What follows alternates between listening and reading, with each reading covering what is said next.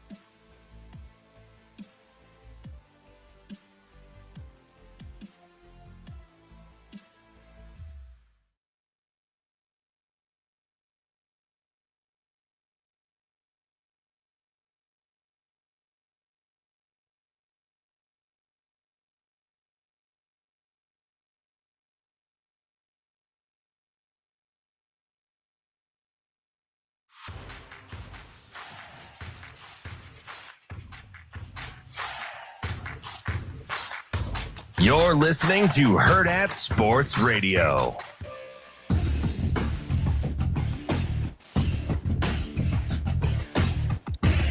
Kicking off wrapping up hour number 1. What's wrong with you, man? I can't. The rain is making your brain soggy. It is. My brain is very soggy. Welcome to my world. We're here. We're here at Hurrdat Sports Bar and Grill, and we have a stream. Which, by the way, we got a stream, guys.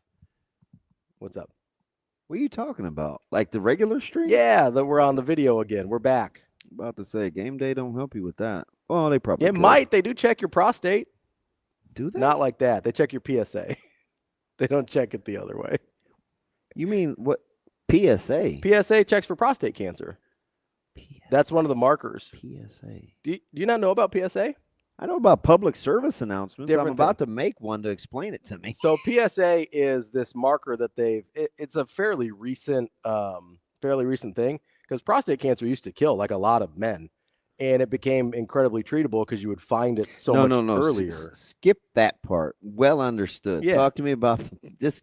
So the PSA is a marker. It's a very early indicator of potential prostate cancer. Okay. And that's one of the things that they check for and give you a free screening for at Game Day Men's Health, to make sure that. Oh, I'm doing that. They already did. That was part of our blood test. So that was why they took all that blood? Well, there's a bunch of things because they run a full panel. That's awesome. I should have known that. Yeah, so they do I was like, so that's why they did the multiple vials. Yes, so that's what they do. PSA, which gives you. That was like when your girl was like, I don't miss. I said, you did that before. Why do you need 2? And that one's bigger. Yeah, so they do the PSA, make sure you don't have any early indicators for prostate cancer. I didn't see her last week. They do the test, the testosterone one, and then they do the full panel to make sure you don't have any other underlying health issues that might be affecting your health. Yeah. So if you want to, you can go ahead too, GameDayMen'sHealth.com. My man Boyce said that the stream is getting worser. Yeah, very real word. Very. And I know his personality. Yeah. So the other day he goes, did he say worser? Yeah. And I was like, wait a minute. And then on break I go, wait a minute. Did you say worser? I did, yeah. Shane, you never did cut that up, did you? I just want to hear him say that all the time. Because he gets away with making up words every day. And sometimes they end up actually being words. I don't get it. Hold on. You're going to try to lobby for worser? Worser is a word. It is considered non-standard and shouldn't be used in formal writing, but it is a word. Oh, Lord. We are not formal. If anything, we are not formal. Shout out my man, Coach Boggs, who's down in OKC, listening via the stream. So we hope that thing gets we got it fixed, right? Yeah, I should just ask Sasha. We should be alive and well. My man said, hey, I enjoy listening to you guys at Hurrdat. Your perspective of a player, coach, and father is very unique. We have a strong group of Husker fans down here in OKC listening. Okay. Let's go, OKC. Let's go. I've been to OKC a couple times. I have too. I spoke for a Tulsa group. Yeah? I might go back. He sent me a message the other day. OKC's not a I bad place. want to call him the Tulsa King. Bricktown? Yeah. Tulsa King, I actually didn't hate that show. So everybody says it's good. It's and I like good. Sylvester Stallone. So do I. And I like mob shows. Oh, it's a mob thing? Yeah. Damn. You like mob shows too? I kinda, but I don't need the typecasting. No, it's good though. It is really good. I enjoyed it. Are you vouching or are you going by what somebody told you? No, I watched it. I haven't watched season 2, but I watched season 1. I really enjoyed it. Oh. I thought it looked kind of cheesy, to be honest with you. But my buddy, that's the vibe I get. But my buddy was like, "No, it's pretty good. Watch it." And he sent me the right direction on Justified, and so I was like, "All right, I'll give this one a go." And I enjoyed it. It was good. So I was at a business that provides goods and services, and It's very vague. Well, when I tell the story, I need to be vague. So the guy behind the counter did not speak good English. Okay. But he had 2 television monitors that were above my head. Okay. That like play things. So apparently I was supposed to be checking out. Yeah. And as one does at a store. You're going to be shocked. But I got distracted. A little distracted? By the TVs? Yes. And I must have been looking up. And it was Silo. It's got season 2 is starting. Okay. So my man Ramon with the cool voice. Yeah. Calls in. He called in and talked about it. He talked about the TV shows you should watch. So that was one of the shows. Yeah. So I was like, shoot, I've been waiting for season 2. Right? Mm-hmm. So I'm looking up, and I thought the first time he's like, hey, sir. Oh, I'm not going to do the voice. Never mind. Oh, boy. Sorry, Chris. Going to get in a lot of trouble. He basically was like, hey, I need your attention. Use your widest voice. See if you can find it. I would like your attention, sir. You're not paying attention to me. Pretend like you're trying to get along. I thought that's what he was going to say again, and I was like, oh, shoot, my bad. Yeah. Man, my dude went all in on educating me on season 1 of Silo. Now, I understood the gist because I have watched it, but I really only understood about every 7th word, and my man was vibing, and he tried to give me dap under the half glass. Not that I was buying anything at a shady establishment. I know exactly where you were at. And my man was like, don't say it. Pretend like you're at a bank trying to get a loan. Don't do it. Thank you for your service. There we go. I know exactly where you were at. Man, if you do, I will fall out. I'm going to wait till we're off the air. Yeah, but I almost was. So I just found myself watching TV in the store. He didn't have an accent that would remind you of our next caller, did he? Hey, so Eric is having some problems. Who's Eric? He said, who got the show kicked off the radio? So Tanner, Eric. We're back, guys. We're back. Tanner's my guy, too. We're back, guys. We're on the stream. So Tanner's ran a business for 20 years. Yeah. He does not. Tanner's? No. Oh, okay. So Tanner's one of those guys like that I kind of met over the internet. You make all your friends on the internet. I can keep people at a distance. No, like Ashley Madison or something. Get out of here, man. How you know about that? I just saw the special. I literally watched that thing. The Netflix version. Yeah, the documentary. So the last buy on the Saturday outside sitting on the deck, I watched it. There you go. Yeah, I don't know why. It came across, when you turn on Fire TV. Yeah, no, it came across as an ad. Yeah. Like a thing. That seems interesting. And I didn't really care. I just was zoning out. I had never had free time before on a weekend, so I was like, whatever. But anyway, so Tanner was he usually vibes, but he'll give a little push. It's healthy, right? Mm-hmm. It's healthy dialogue. He does not eating it all, but it's healthy dialogue. And he was like, as somebody who's ran a business for 20 years, he was really vibing. And a lot of people yesterday struck a chord with them when I was talking about not wanting to work for people or be a boss, where they boil it down to just how much money you make. Yeah. Like 100%. Like I think we got to go back and think about that for a second, because it's low-hanging fruit to go back and have that be the overarching indictment of the performance of the job that somebody's doing based on, they make X amount of money. Yeah. You know what I mean? 100%. Yeah, it's a – Because if they told you to start the conversation, hey, bottom line is, man, I'm paid a lot of money, and I may piss you off, and it's going to hurt your feelings, and I may not always do the most scruple things, and you'd be like, oh, you wouldn't eat that. But usually, if that happens, and then they say, but I'm going to win a lot, they're putting themselves in a position where there is no other option. What if they said and? Either way, and I'm going to win a lot. It's same in that scenario. I think it's the same. Say, hey, I'm going to make a lot of money. I'm going to say some things that piss you off. You're going to not like the way I do business sometimes. Yeah, I'm going to hurt people's feelings. I'm going to treat people as transactional. And I'm going to win a lot. But I'm going to win a lot. To me, it doesn't change there. Yeah. Sounds like some coaches we know. Let's get to our guy, Asian Wyatt, here. He's got some questions on the bye week. What's up, Wyatt? Wyatt, be kind. Be kind. I know you've been talking about it for the past 5 minutes, so I'll see. Oh, thank the Lord. But I almost went into character, but I didn't.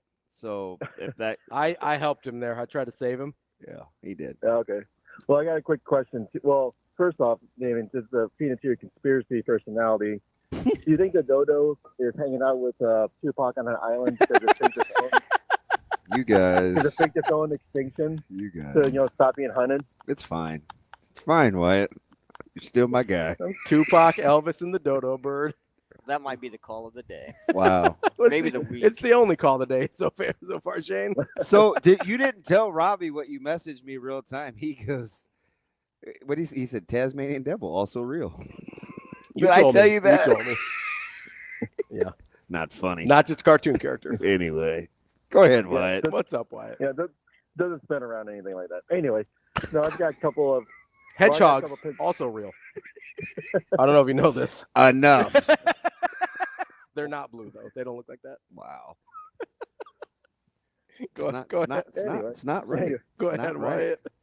It's not right. I got a couple of just, these are bye-week questions, so they're potentially pretty dumb. But anyway, first one is, do you think that with his production so far, has Carter Nelson, has his red shirt been used well, or do you think it could be a lot better given, I think they could have been much more efficient with Carter Nelson, but I'll also say this. You have to be careful what you ask for. If you intimate that you want to play early and you want to, you got to hold up your end of it too. So somebody can acquiesce and it not go the way that you want it to, and sometimes you got to own part. You got to own part of it too. Okay. So I'll say that. Okay. Now here's my dumb question, but it's to fill my curiosity for the week, because it's a meaningless question. But do you think that Jay Allen made the right decision going to Miami? Because it feels like he's pretty far down in the depth chart down there, and would he potentially be playing a lot more at Haiti State? That is an interesting question, Wyatt. I was a big A.J. Allen guy, and I think Wyatt knows that. I think a lot of people, a lot of people that I care about what they think were A.J. Allen guys. You want to ask BC? Yeah, because that's a two-tiered answer, and I don't want to rush it. Let's ask BC. Coming up next, our guy Brian Christopherson from Husker 24/7 here on Hurrdat Sports Radio, where we're back. Wow.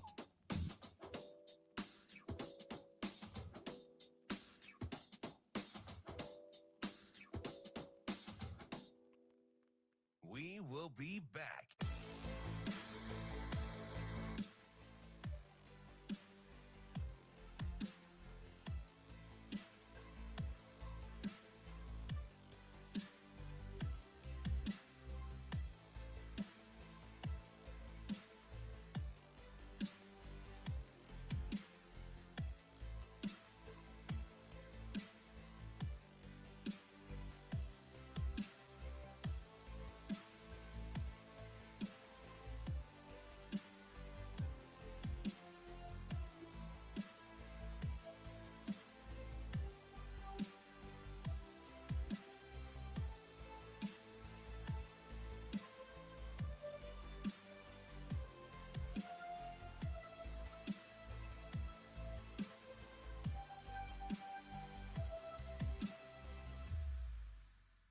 We will be back.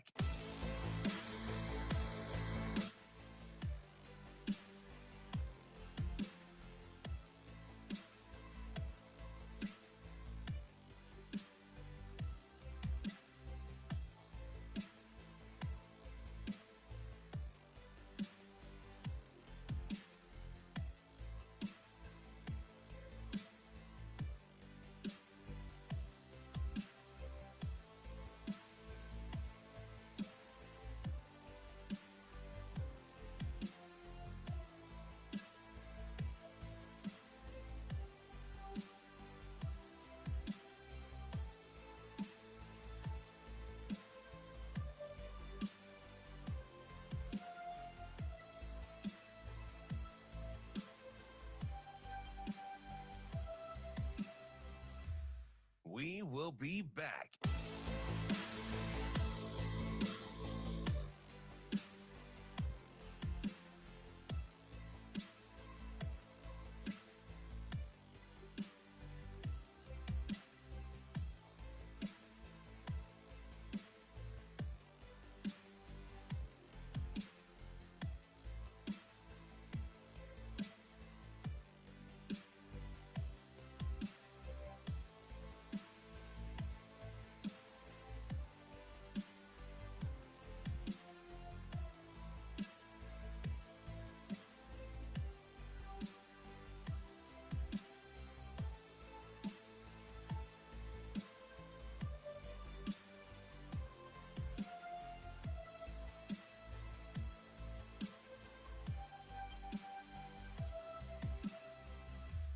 We will be back.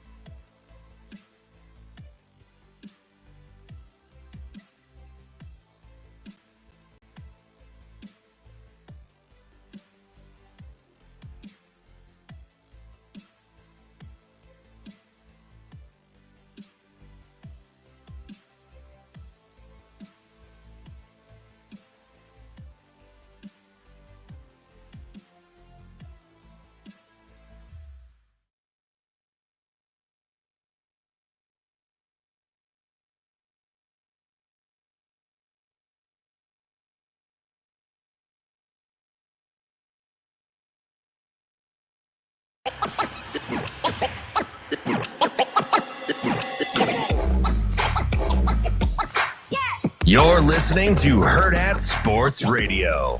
Here is Husker 24/7 senior writer, Brian Christopherson. Yeah, you got guys walking into Ace Hardware without their shirts on. Brian Christopherson. We got a pretty good sewing circle in this state. Brian Christopherson. To me, it's like crunch time, baby. Here is Brian Christopherson.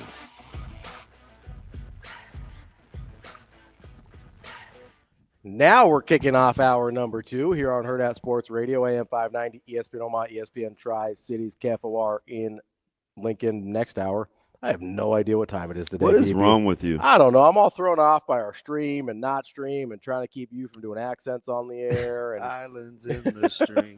But we've got our guy Brian Christopherson joining us here on Hurrdat Sports Radio. What's up, BC? What's up? Never good when you have a bad stream, that's for sure. It's true. Yeah, you don't want a obstructed stream. You don't want a split stream. You know, Anyway. You gotta be careful there. I was talking about television. I don't know what you guys were talking about. You know? Yeah, buffering. That's what it is. Yeah, you don't want buffering. Yeah, right. I like to have multiple streams going at the same time. So, hey, B Sizzle, what were you watching last night? Were you watching college basketball, or were you just kind of working, or what were you watching? Golden State, Dallas. I wasn't watching any sports. I can't remember exactly. I was flipping around. I did catch the end of Oregon Ducks basketball against Portland. That's the only sports I watched. That's kind of a Oregon luxury. almost lost. I can't imagine not just a night where you're like, I think I'll just watch whatever. I think I almost always watch sports.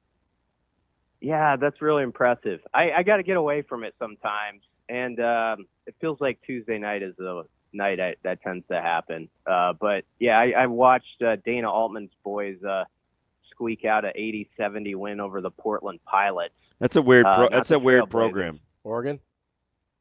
Yeah, and Portland had lost to UC Santa Barbara by 41 points 3 days ago. Hey, beware of the Gauchos, BC. Yeah. All right, that's the. Is that the fighting Jim Les is out there? No, it's the power of Jim Rome. Who does Jim Les coach for out there? I thought he was at UC Santa Barbara. He is. The old Bradley coach? Yeah. Or yeah. Yeah. Come on now. Oh, props to Ravi. The Silver Fox, Jim Les. My man is the king of the low-key humble brags, BC. I'm glad we get to talk to you so we can talk to somebody with some humility. Certainly. Well, I'll see if I can get racked during this phone call. Huge call. Rack him. From Bugahaw. Yeah, we're going to BC and L Town. Yeah. So BC, how frantically, be honest, were you typing after the first 60 seconds Coach Rule takes the podium and approaches the mic? Yeah, it was interesting because he comes up and he says, "Yeah, Dylan, we'll see tomorrow with Dylan, how he's looking and all that." Normally there you go. There's your headline. That's 5 questions, starting quarterback, a little haze around what his status is, all that. And then he of course he drops the bomb. And Dana, since you know that news, he'll be calling the plays. It was kind of an interesting intro to it. But you saw everyone quickly seeing how fast they could, how many words per minute they could pound out. It's a good thing I took Mavis Beacom typing class growing up with my home row, so I was prepared. BC, quick ask Zoe, right? You got to make sure you get that right. That's a deep cut. If anybody remembers taking typing classes, I don't know. Yeah, I don't know if people know the Mavis Beacom reference at all, but there used to be a program on your computer where you could type, and you were driving in a car, and bugs would splatter on your windshield if you missed the proper keys. So that's how I learned how to type. Thanks to that, I was prepared for what we're talking about today. Are you talking about Mavis Beacom, the co-founder of MySpace? Is that, I don't know. Is that a thing? Well, the only reason I know is because she's black. What? Mavis Beacon. Oh, Beacon. I thought you said Beacom. I'm always chomping at the bit to champion my people. I did say Beacom. You big MySpace guy? I thought it was Beacom. It's Beacon. Mavis Beacon typing class. Okay, was that the same one that had all the words associated with the letters in the row so you could remember where they were? Shane, we're getting kicked off. I think so, yeah. I just remember the bugs on the windshield, and you had to avoid I them. I think I could do the whole keyboard if I still I'm not going to because that's not good radio, but I'm pretty sure I could still go through the whole thing. Yeah, not good radio, right? We all of a sudden should switch that up. BC, so you're so you're my bad. You're frantically typing. And again, true serum. How long did it take you to recalibrate to dial in after the news? Because I'm sure there's this processing, there's this typing, and you're like, wait, what did he just say? Yeah, was there a delay where where you started to process the rest of what he was saying? Not a huge delay because I knew going in there could be something. Gotcha. I knew we might be aiming toward that. So I was a little bit prepared. Slight warning by Keith Mann without giving it away. He walked in the room. He said, the schedule's going to be a little different this week with coaches or whatever. So there was a 30 to 60 second head start there if you kind of took that cue that something different was going to be in place, maybe with staff. But was that your first indicator, or had you heard something before that? No. I hadn't heard that it was official, but I knew it was definitely a possibility with a guy with the Dana Holgerson's track record in town. I'll go back to what I said on this very show a week ago, though. We were talking about the loyalty that I think there is in the coaching profession when certain guys own certain spaces, or this is your title at this moment in this operation. And I think there's respect of those boundaries.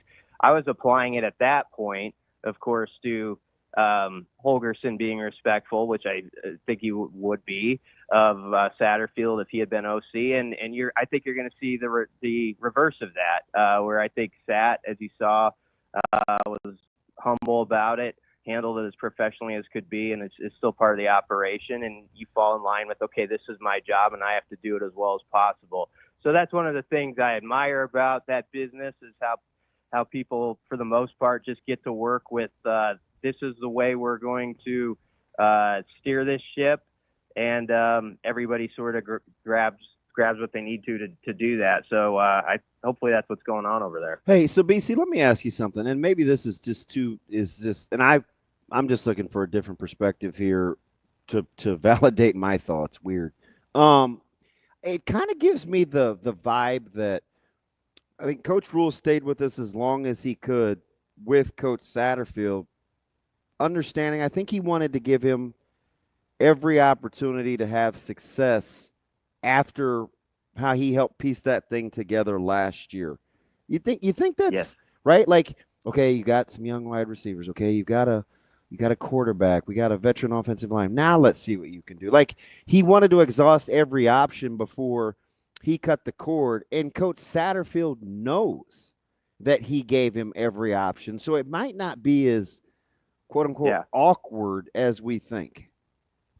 I agree completely with that. I think he gave him ample time. I would think Satterfield probably agrees. These guys all know how this business operates, and that, you know, as it was said on Monday, even at one point, it is a results-oriented business. You're only averaging 18.3 points per Big Ten game. At some point, that's probably not going to square up. You know, the best interview, and I'm not saying this because I'm on your show, it was the best interview that Rule gave about Satterfield's situation last year was on your guys' show. When he was talking. Yeah, and you guys know the part. It was when he was talking about, he had a good analogy or whatever about like, you know, being a doctor almost like on a subway, having to, you know, fix someone up with you don't have all the tools, and that was last year for Satterfield. So I think a lot of fans, well, they were like, okay, you're going to have to prove it to me, buddy. There was definitely that theme. There was also, I think, an understanding that it was very difficult for him last year. And there was a little bit, I would say there was an open mind with some in the fan base that this could be different this year under Sat. And I feel like the ample amount of time was given. And I would actually say, you know, Rule probably course corrected at the right time, but I would also say that he course corrected probably a little quicker than some previous Husker leaders have done in certain situations. And I think Nebraska fans appreciate the whatever it takes follow through that we heard in the last week's press conference. We saw it on display this week.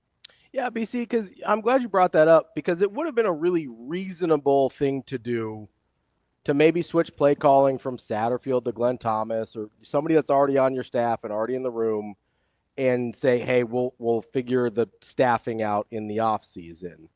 This is this is pretty weird, right? Like, I don't know that I've seen a play caller get hired mid-season before. I'm sure it's happened, but I can't think of one off the top of my head. Like, this is pretty strange, right? Yeah, it is unique territory. I couldn't come up with one either off the cuff. You know, that I did ask, and I don't know that, you know, I wouldn't expect necessarily Rule to answer this, but I asked, like, maybe how in tune Dana had been from a distance with this team, you know, like maybe in preparation for this, you're sort of, you know, behind the scenes, you're watching film a little bit on the personnel and thinking this is what I would do if I got there. So I don't know how much of that went on and if that helped him or was going to help him jump right in. But it definitely is different. But the way Matt Rule laid it out on Monday, it makes sense in this day and age. You give a guy a little runway now to sort of examine the personnel, see what works with this group of guys, what doesn't. And it's not going to be all perfect. It's not suddenly just going to hum along, but this is also useful for Holgorsen if he's the guy next year, that he's getting this very important time with these players, as opposed to that first chance to see guys up close being in spring ball next year. So I think that's huge, that part of it. So it is weird, but it's also advantageous if you do it right. BC, do you view this more as a tryout for Holgorsen at Nebraska or for Nebraska for Holgorsen, or am I looking at it totally wrong? I couldn't say. I think Rule wants Holgorsen to be his guy next year. I think he kind of said that with, you know, in some of his press conference that, you know, he doesn't know what things will hold in 3 weeks, but he thinks it could be a great fit. And Matt Rule doesn't strike me as the type of guy who would just like, you know, say that this isn't what's going to happen because it's not great necessarily the next 3 weeks. I think he knows the challenges Dana has doing this on the fly right now. So I don't think there's going to be like a judgment of if it works. He works here over what the results are necessarily the next 3 weeks. I'm sure, from Dana's perspective, you never know. He could have other opportunities that pop up. He's a no name in football circles. So there's always that possibility something else could cross his radar. But I don't know. It just feels like really good odds these two are going to be together next year. And you'd love to see them get a little momentum before that happens. So, BC, you're kind of watching this thing play out. And how do you draw the line? And this is coming from one of the more even-keeled people I know in your sphere of I'm willing to do what I need to do to give our kids in this university the best chance to have success, but I'm not going to cave either, even though it may look like, shoot, I'm kind of you know what I mean? It could optics could go a bunch of different ways, but like I like to say, optics are a word we use when we don't have enough information. How do you parse through just the competitive nature of giving us a chance to win versus, oh man, is he panicking? Yeah, I don't think people see it as panicking. I think it goes back to one of the earlier questions. I think most people, from what I'm hearing, it's like, yeah, it was time. I mean, there was so much commotion after every game about, and fair or not, the coordinator takes the brunt of the criticism, it seems like, and everything would always come back to Satterfield. Like after every post game, it was a discussion about him. And that had to be difficult on him as a coach and as a person too. And so I just think, honestly, it's probably good for this program to relieve that conversation from the table, like that. Now, not everything is just about one guy, like the call-in show. I don't hear all of them, but I can imagine half the phone calls are about one coach, and that's not necessarily the way you want it to be. So you kind of, I think by doing this now, you make sure the topic is back on the whole operation. And it does fall on, as he has said, Matt Rule has said, guys have to do their own part too. You have to make plays. You can't catch a pass and just fall down. You can't miss on a block on a bubble screen that should be at least 5 or 6 yards and it's no yards. So all that stuff he's talked about now, let's put all our attention on that and not just on one guy anymore. So I don't think people are going to see it as panic. I think people thought it was the right time. I think you asked a good question earlier or in stating, I think even Marcus Satterfield knows that he was kind of up against the clock on having to produce, and this is the moment usually switches like this happen. So it makes a lot of sense, and I don't think it's probably going to affect them within the walls too much with that. Yeah, I try to keep my feelings out of it, but since we're just liking on all these authentic moments, there was two things that I was really trying to be protective of, and I think ultimately at the end of the day for me, BC, it was I want Nebraska to flourish, and I thought, okay, for Coach Sat, even you're 5-1, don't explain things to us in the media. We don't need it. Just stay the course. Give yourself the best chance to just hunker down, kind of like he had to do last year, right? But it got to 5-1, and it was like we were picking apart 5-1, even though we didn't. It's like we hadn't been really. You guys are complaining about this, so you heard that in my voice. But the other thing is, and I hate to use this in sports, BC. I feel like a total gump when I do it, but I wanted to say it's unfair, right? I know I sound like a crybaby, and they're grown men and they're paid, but I thought it was unfair, and I always tried to separate. It's like Sat took all the blame and the losses, and the new shiny toy got all the accolades when they won, and so I would always ask, hey, how do we separate the two? Are they connected? Is it? And so, you could kind of see this coming. That's why I think the relationship that Coach Rule and Coach Sat have will be of the utmost importance because the players will see two things. They'll see a guy that they know their head coach absolutely respects and loves, and he gave him every opportunity, but he still made a tough decision. Right. Sat may end up being, BC, the best example of caring but not coddling. Right. No, I mean it's a strong message because, like you say, it's known how much respect there is. These guys go back to Western Carolina in 2005. Satterfield's been at every stop along the way with him. And I want to be clear on this. I've seen coaches come and go here, and I've seen coaches who have been criticized as not knowing a lick about football and all this nonsense, and they'll go somewhere else and they'll do pretty fine, And so sometimes Tim Beck. Quite, yeah, it doesn't quite work out in a certain road you're on sometimes, and you switch to a different lane and things take off for a guy. So I think Satterfield's a good football coach.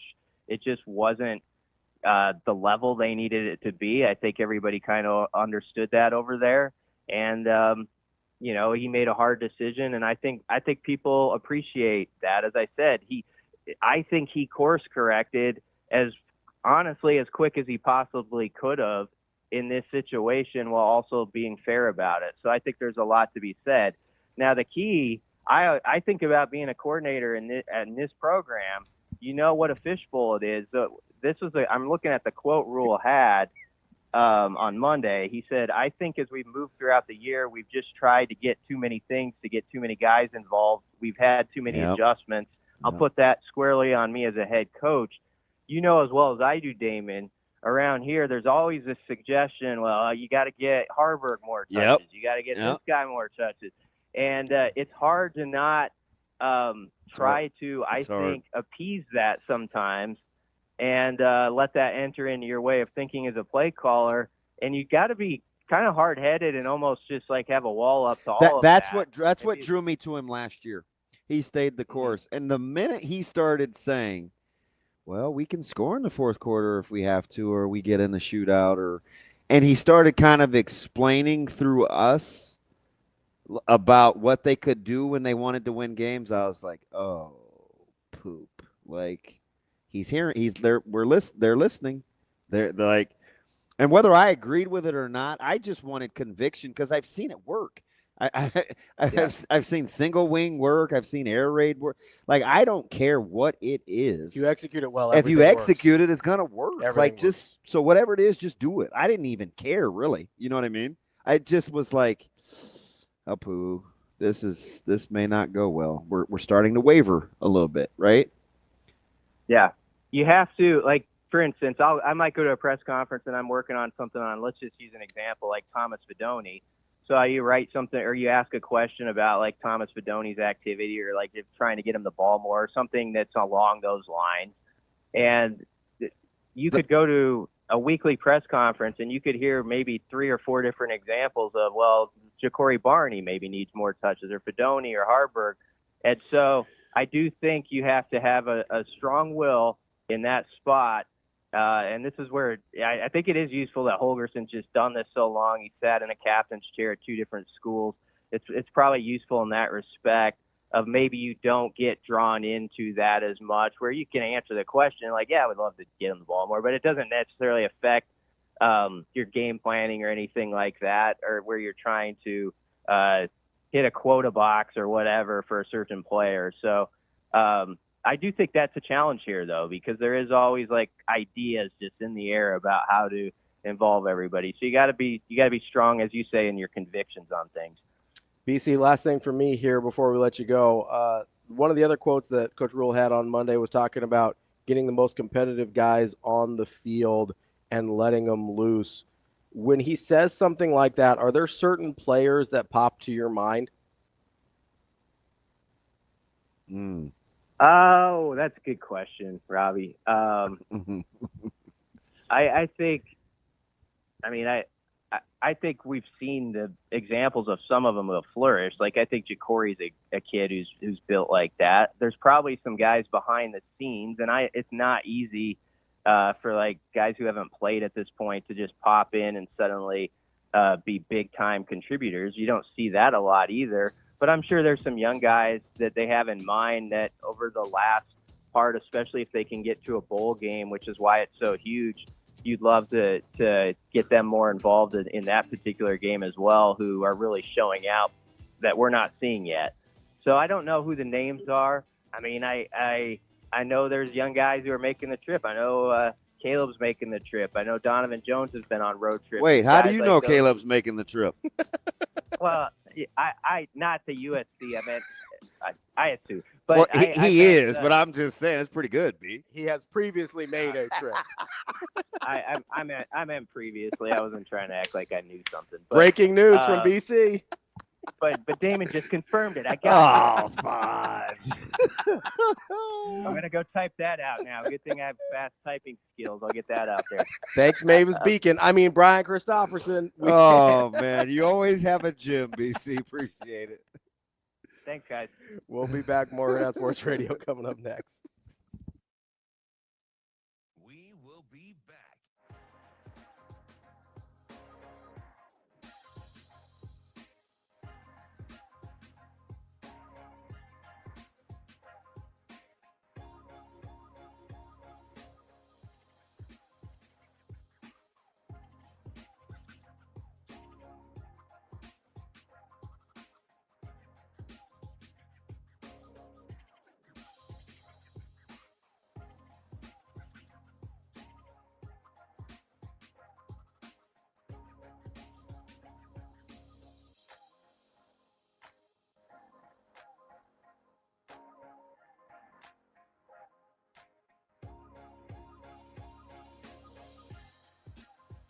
We will be back.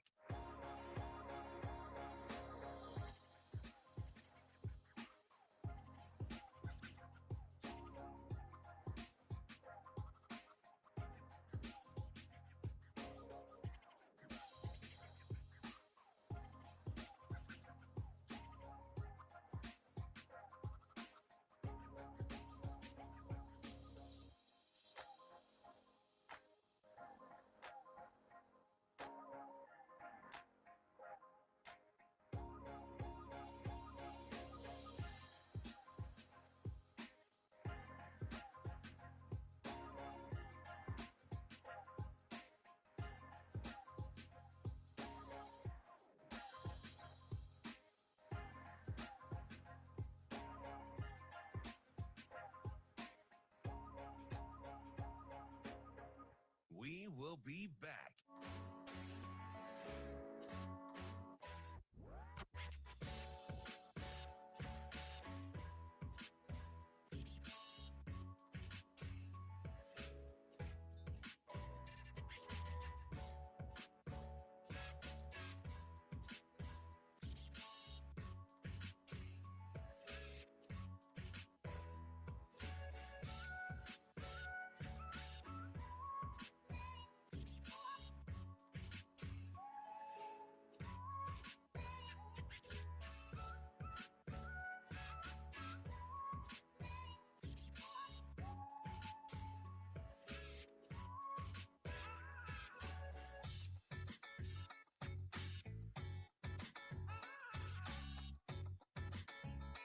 We will be back.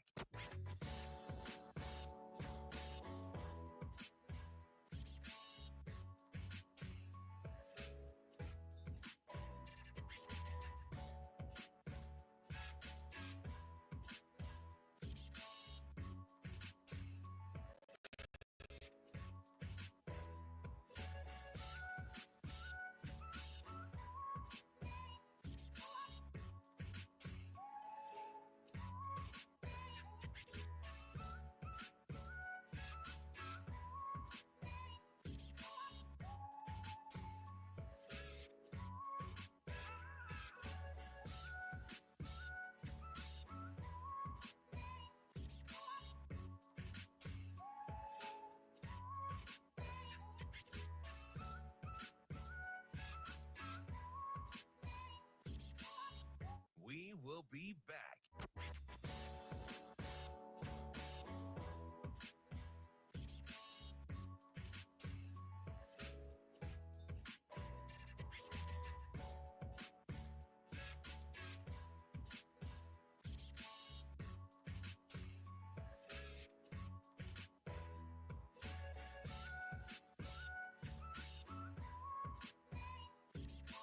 We will be back.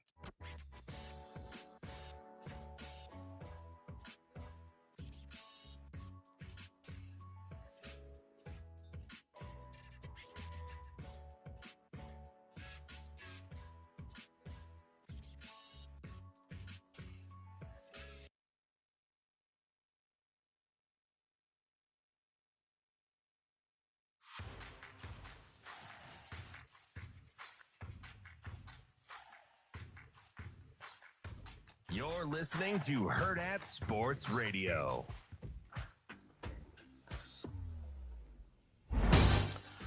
Welcome back to Hurrdat Sports Radio, AM 590, ESPN Omaha, ESPN Tri-Cities. We're live on Twitter, Facebook, YouTube.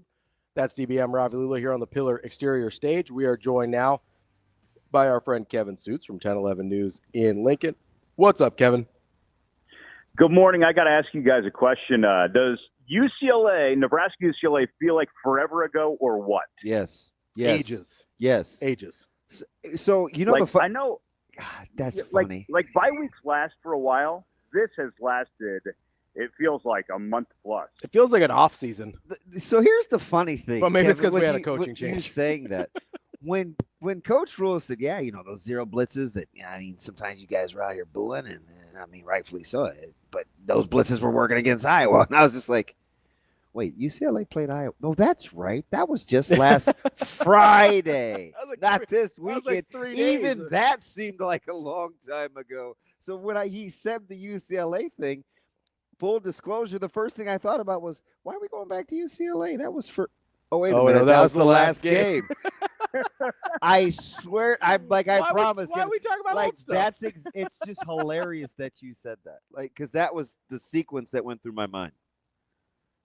And this Saturday, it's going to feel like almost like a season opener. I feel like, thinking about, being on the field and, watching this team play again, even though it's going to look different with the new offensive coordinator. It seems like it's been so long since this team has played. And I think everybody knew before that UCLA game, a loss at home with only one more home game left and the bye week following, it was like that's going to be a bad scenario. And it's what played out. And I think that maybe just the temperature of the fan base and the mentality of everybody around Lincoln and everybody that follows the program, it's really kind of beating people down. Yeah. And so they kind of put it in the closet. And so you just kind of forget about it. And it's like, oh, we're a few days away from playing again. Kevin, since we're asking kind of existential questions here, you seem like a guy with a lot of authority. Can you give me permission? Can you give me permission to smack some people upside the head? Because I'm hearing a lot of people go, oh, this feels like a desperation move to switch OCs. And it's like, okay, if we're sitting here and he doesn't do anything, these exact same people would be moaning and complaining about, oh, he's just going to ride it out with his guy Sat. We heard Cosgrove in week 3. It's a buddy hire, and he's not going to do what it takes to win, even though he talks about it all the time. So, like, which is it? Is it a desperation move, or is it a buddy hire that he's not going to do what it takes to win? Because it can't be both. It's neither. And, Ravi, I give you full authority to smack anybody around that you'd like to. I have no authority, and it's flattering that you think that of me. Well, you just look so it's all in your delivery. You look so Kevin. professional all the time. You're so buttoned up, Well, I fake it very well, and I have everybody fooled. But I don't think it's either. It's not a buddy hire. It's a guy who knows ball, and it's not a desperation move. It's a team that's trying to get over the hump, and there's also 2025 involved in the decision. So I don't know why everybody needs to just have such an emotional reaction to a move like this. Yes, it is rare. Bringing in an outside play caller in the middle of a season, I'd even say late in the season, I can't think of a time that's really happened. But I don't think that lends itself to being a buddy hire, and it's one thing if, Dana Holderson and Matt Rule grew up 3 doors down from each other and they have known each other for their entire lives. their relationship goes back to coaching against each other. And Rule shared the story of when he was climbing the coaching ranks, how he remembers listening to Dana Holgorsen at a clinic. So he's always thought pretty fondly of him. But I don't get the sense that those two guys are attached at the hip. Kev, you know what I think we're we're undervaluing in the grand scheme of things with at like an unintended consequence. You know what I bet gets better immediately just because of the experience that we always complain about? I bet you right out of the gates, clock management improves dramatically. Well, he's a head coach. He's been a head coach, and he's got over 30 years of coaching experience. And a play caller.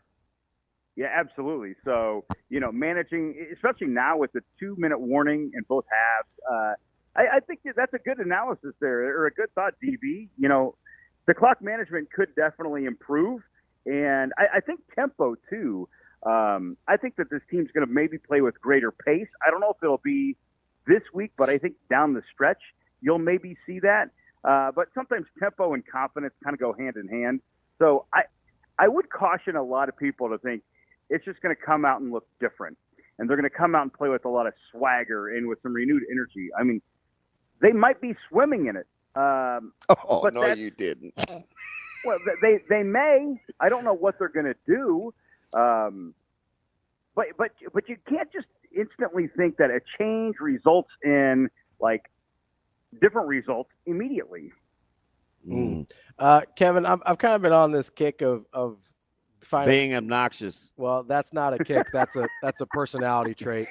That's not a bug. That's part of the system, DB. Of looking at some of the things that Coach Rule said on Monday, besides the bombshell that he dropped about Dana Holgorsen, and one of the things he said, although in reference to Dana, was this is a lonely job sometimes, and to have someone in the building who's done that, you've got someone in the building to bounce ideas off of. Understated. How important do you think that is in making Coach Rule a better version of himself? Yeah, I think it's really important. And, that comment comes 1 week after he says he wanted everybody to feel what he's feeling. I thought that was a pretty profound quote, not this Monday, but the previous week. He's trying so hard and he wants so badly to get win number 6 and to lift the bowl drought. And maybe he needs somebody, and this is no disrespect to anybody on the current staff, but maybe he needs somebody that has sat in his seat at a different location, but has felt some of the pressure, that has, spent the long nights and has dealt with some of the things that only the head coach deals with. So there could be an element to Dana Holgorsen's hire that it goes beyond him just reevaluating Nebraska's offensive approach, where they place the personnel and then helping call the plays. Yeah, I totally think that was understated, because I just look at the breakdown of the staff, right, in terms of who's on it and overseeing. Like, I think that's pretty important, if nothing else, as a sounding board. Oh, I guess the obnoxious guy got one right. So, it's like love, Kevin. It just takes time. Oh, and then once it's there, it never goes away. It links everybody together. Hey, I got to do a quick transition, because I don't know if you believe in peaking too early or just being good, but is Nebraska volleyball peaking too early? No. Yeah, it just seems like they're pretty good. No, they're good. And even look at last year. Last year, one loss leading up to the national championship match. Did they peak too early? No. I mean, if you make it to the national championship match, you are good at the end of the year. And I think this team is just really, really good. If anything, they've almost made the regular season a little bit boring, because they show up and they smoke teams, and matches last, hour and 15 yeah, minutes? not very long. And you're like, I wanted more. I just paid for my ticket, It's the Mike Tyson fights of volleyball. Yeah, that's a great comparison, Tyson, by the way. Perfect timing of that with this week's fight. Anyway, so we're going to say that John Cook is Mike Tyson. He's just rolling through people and making things happen very quickly. Kevin, now you're smart, but were you smart enough to follow along with like the college football playoffs reveal? Because I'm not going to kid you. I paused and rewound. I'm like, what happened to 14? What happened to 14 and 13? And like it just can they simplify this for ding dongs like me, or were you just like, oh, I got this? No, I'm just kind of like whatever with it. It is going to make for a really, honestly, to be totally transparent, I'm kind of wrapped up in college basketball right now. I'm loving already the game. Oh, absolutely! Did you guys not watch the games in Atlanta last night? Oh yeah, you missed my partner waxing poetic with his hot take that Cooper Flagg shouldn't be the number 1 pick. That's not what I said. I'm just saying I don't totally see it right now. That's all I'm saying. He's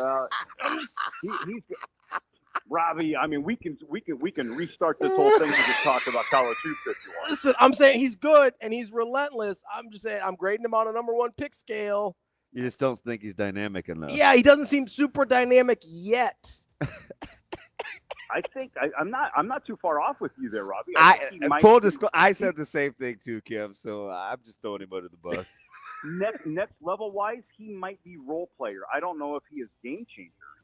He's good, and maybe he ends up being. People keep telling me he's 17. I forgot about that. No one had told me that he was 17. So maybe there's more there.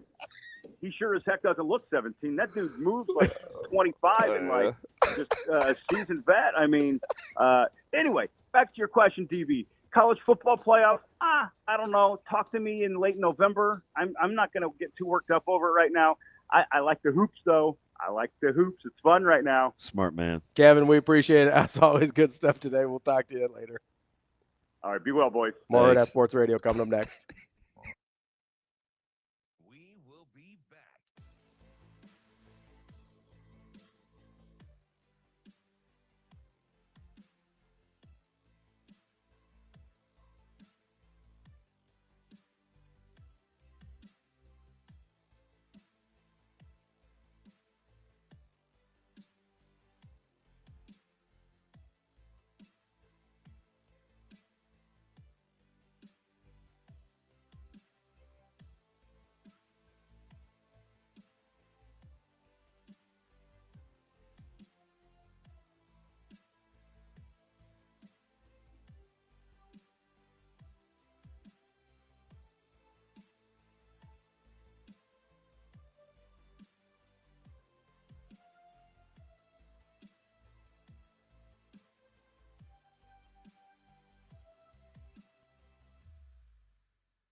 We will be back.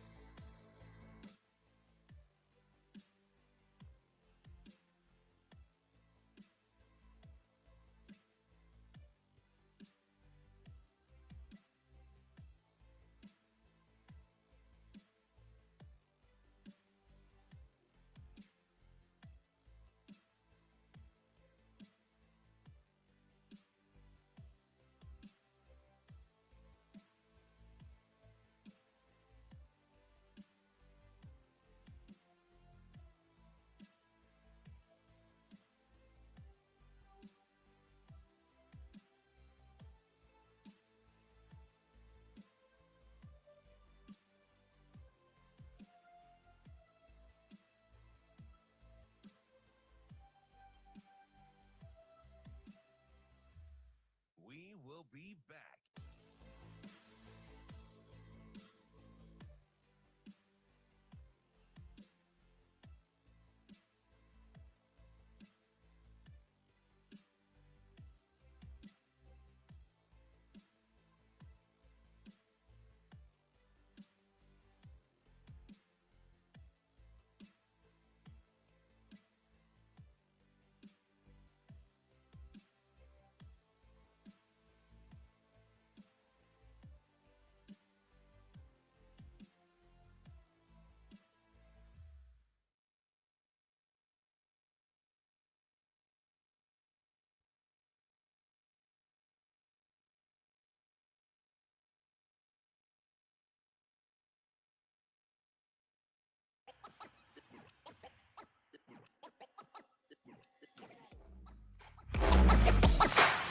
You're listening to Hurrdat Sports Radio.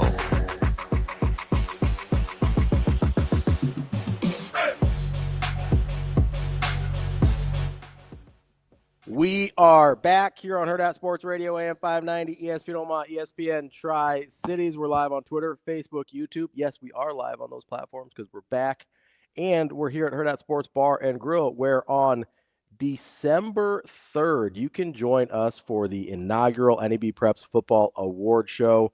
Doors open at 6. Show starts at 6:30. Be hosted by our very own Mike Sauter. There will be awards presented in all 7 classes, which is all very real football and great awards in each and every one of them. You're a dummy. Player of the Year, Offensive, Defensive, and Special Teams Player of the Year, as well as, for the first time ever, a year-long Big Game Chain Player of the Year, all coming up on December 3rd for the NEB Preps Football Awards Show. Make sure you get to Eventbrite and sign up today. There's a lot going on. You want to do a little sports cleanup? Yeah, let's do a little sports cleanup. So I think my man Degenerate Aaron is right there with me. On what? He said Sat was in a no-win situation. I'm looking at the timing. So he may have sent this before I even said it. He goes, Sat was in a no-win situation. He takes all the blame with losses, and the new quarterback gets all the praise when they win. You think there's something to that? Because 100%. This is what I brought up the last couple of weeks, right? Couple of weeks. This is what I tried to ask about OC quarterback relationship since the season 100%. started.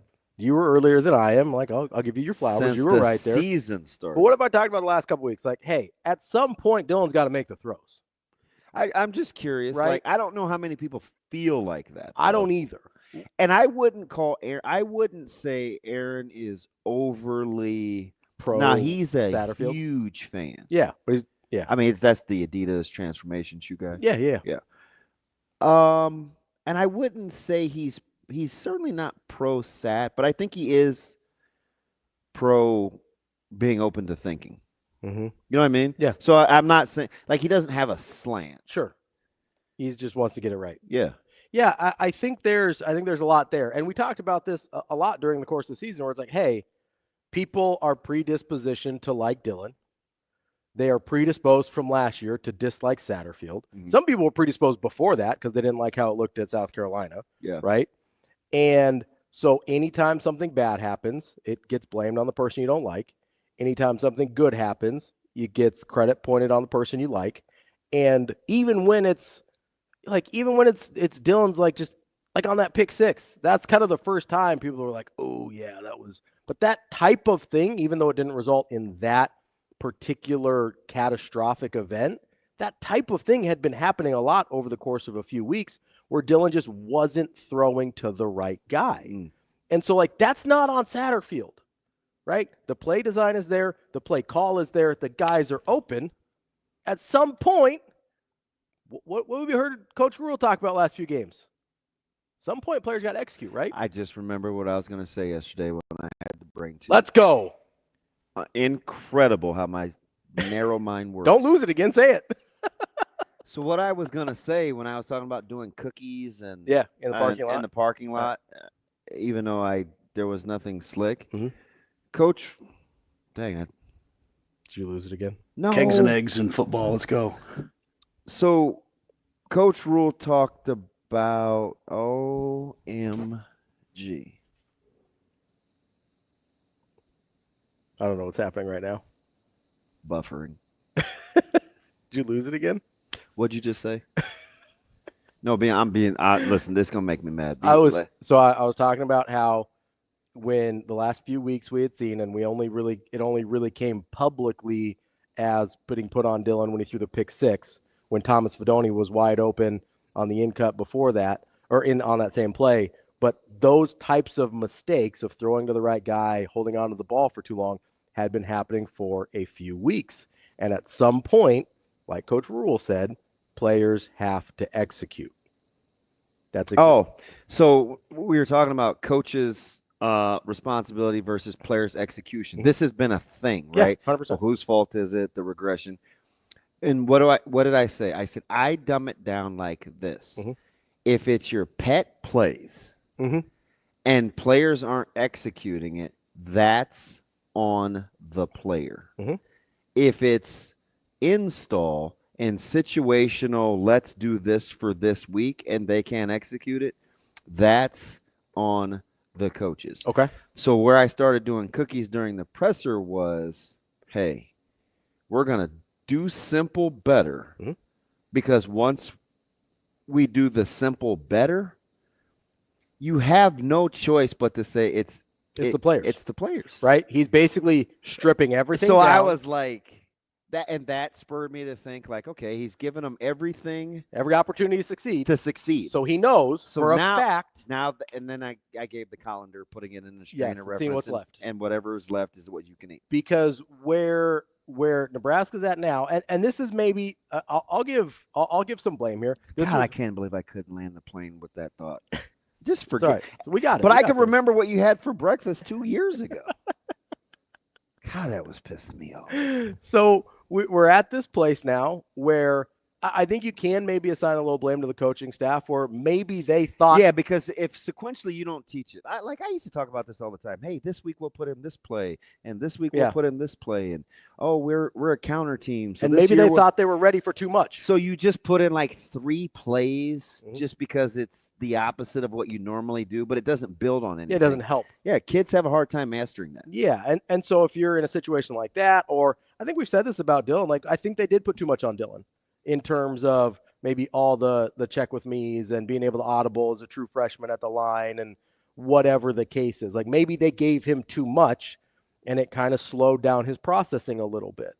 Simplifying those things down. And you can put all of that, you can put that on coaching staff. That's a coaching decision. Yep. You can put that on coaching staff. That's why it was curious to hear him say, hey, I want to take a look at our install. Yeah. Like how we're doing. Which that to me is one of the major advantages of bringing a guy in with an air raid background, because air raid's supposed to be very, very simple, very easy reads, it's supposed to be. Yeah, no, I'm with you, because Right? I just want to go back to like when I would say things like, hey, power counter, whatever your core plays are, just do those. Just do those.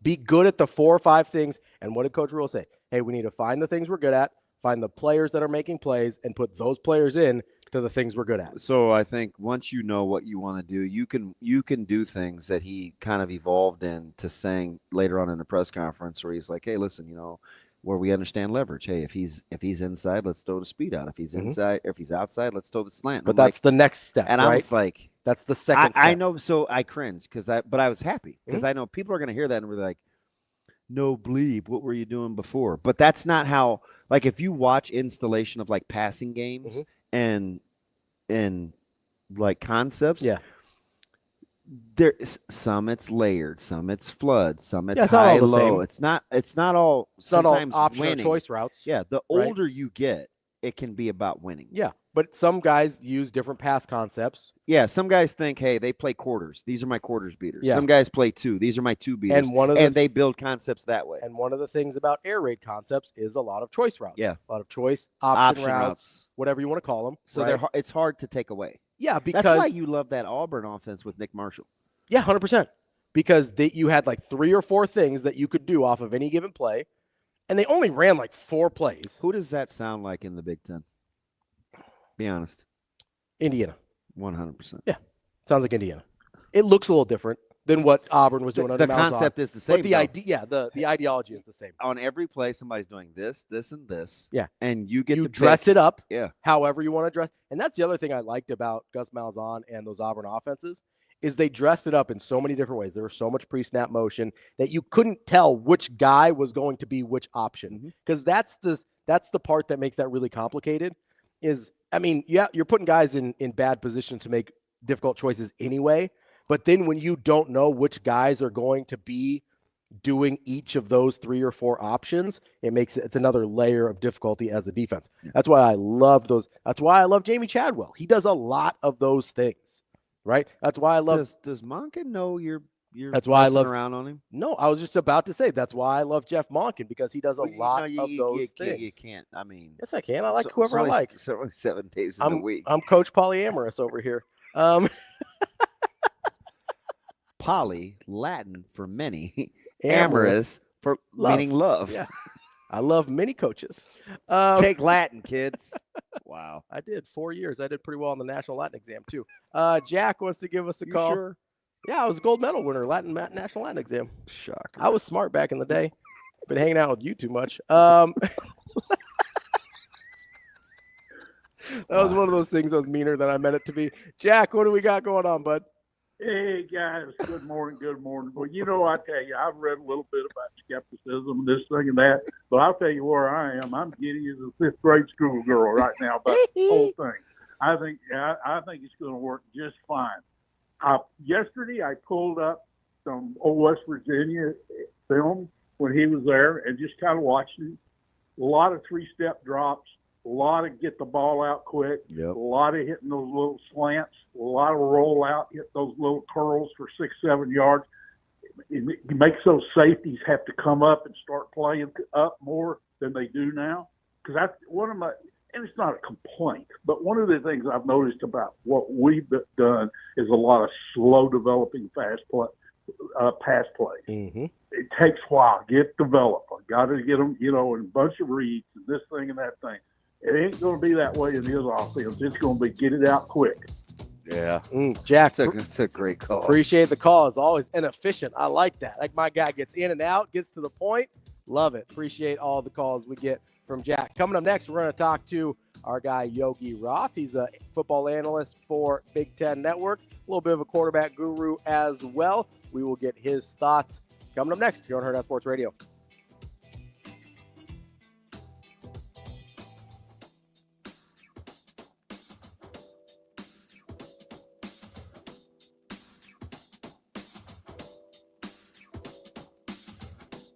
We will be back.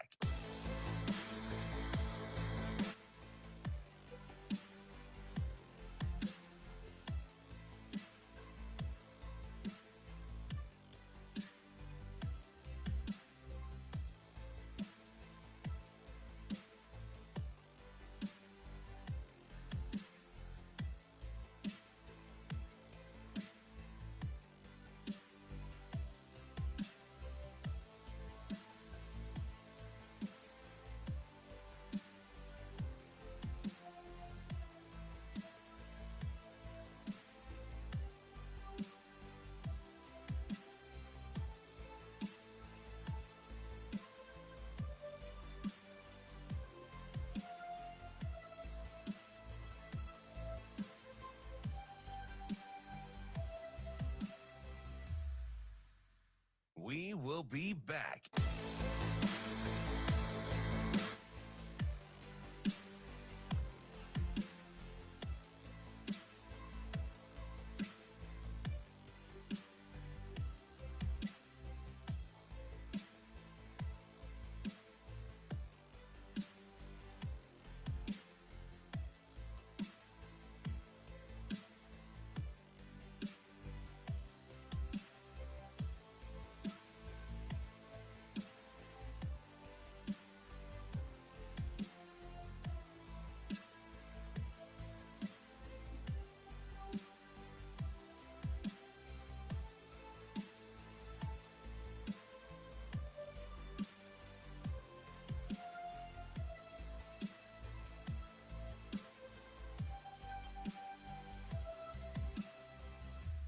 We will be back.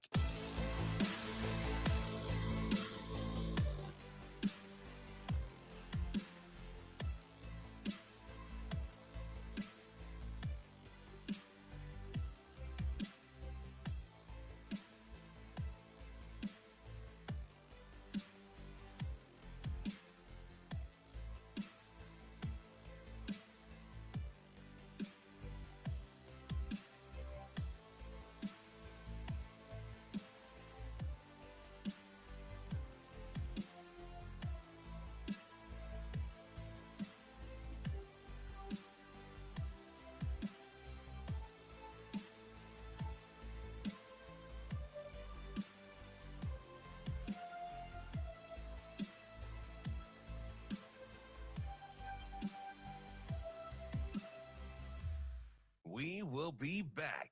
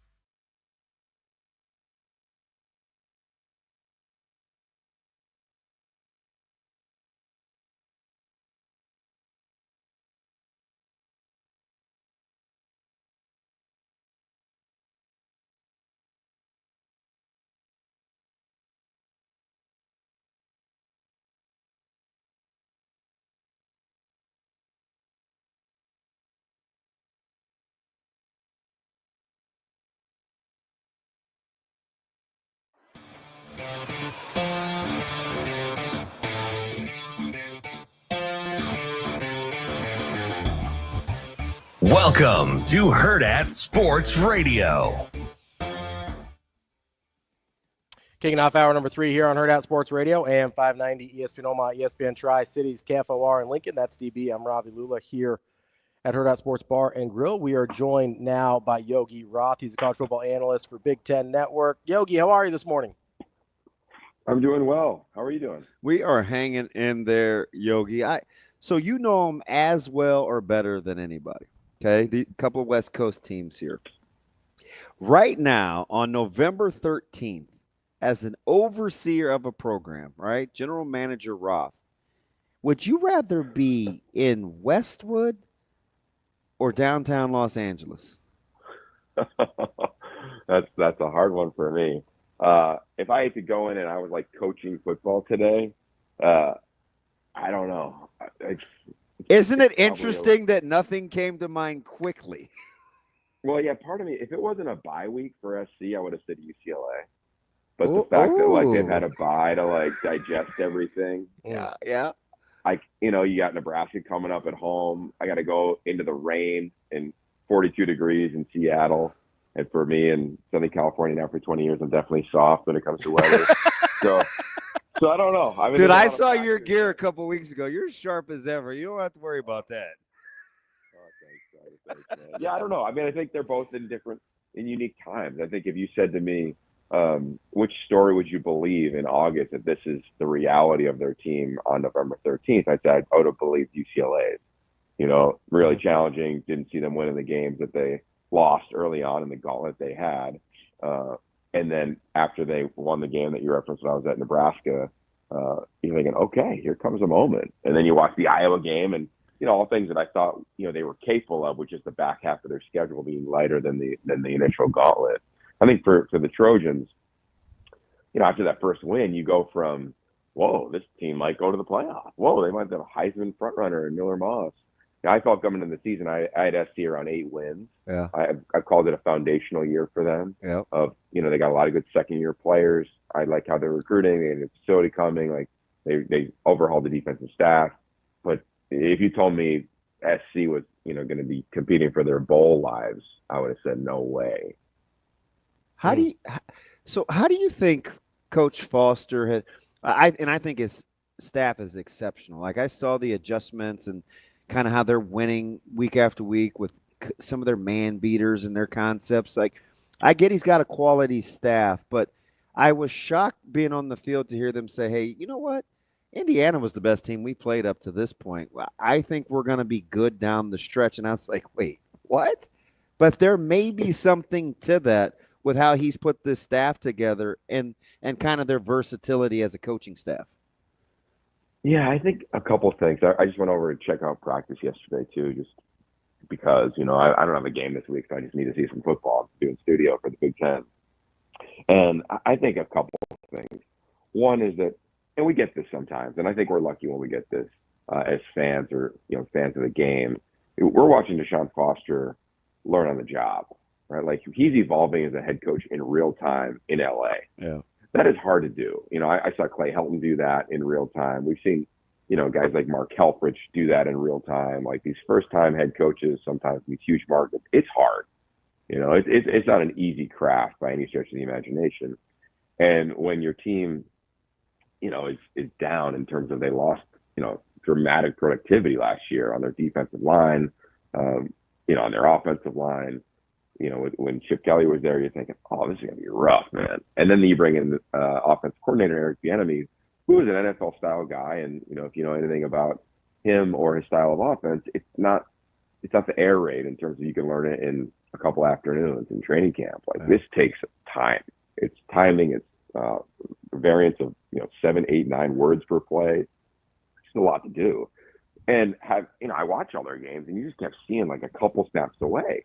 You go back and turn on that Indiana game, and they fumble the first snap of each half in their own territory. Yep. You know, you watch the game, and there's some really fun, creative things they're doing offensively. And I remember watching that back after seeing the score saying, wow, they're doing some good stuff. Like, I wonder if they could ever put it together, or if the season's just going to be too much for them in this league and the gauntlet that I referenced. And they just kind of stayed the course. they're still killing themselves with penalties every game. But you go back to the Minnesota game, and I called Minnesota. They lose at the last play of the game. Heck of a ball game.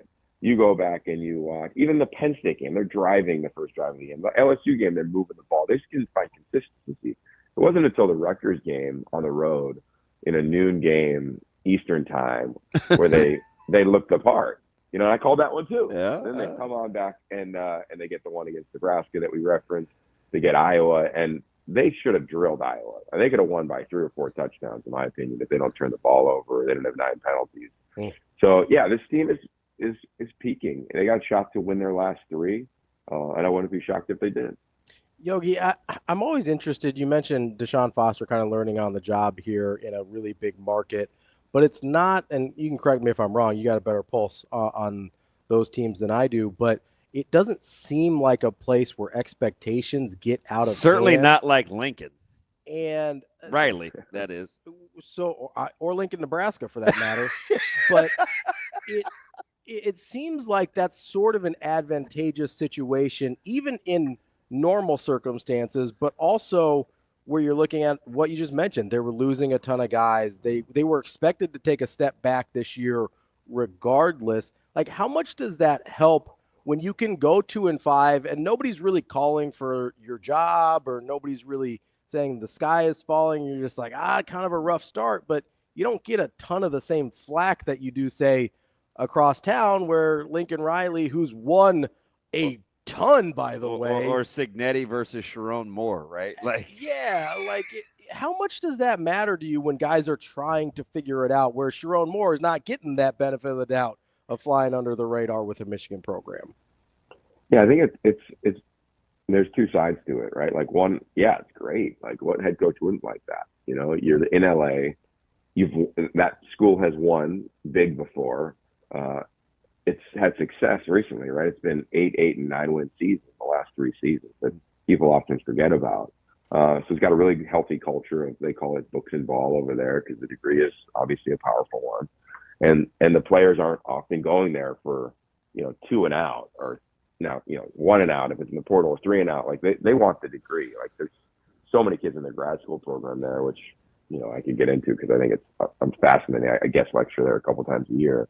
But overall, yeah, I think it benefits you. And the other side, though, too, is that, like, you don't want you don't want the fan base to not be passionate, and that's the thing that UCLA isn't. They have passion. You just got to give them a reason to do it, and that's really LA.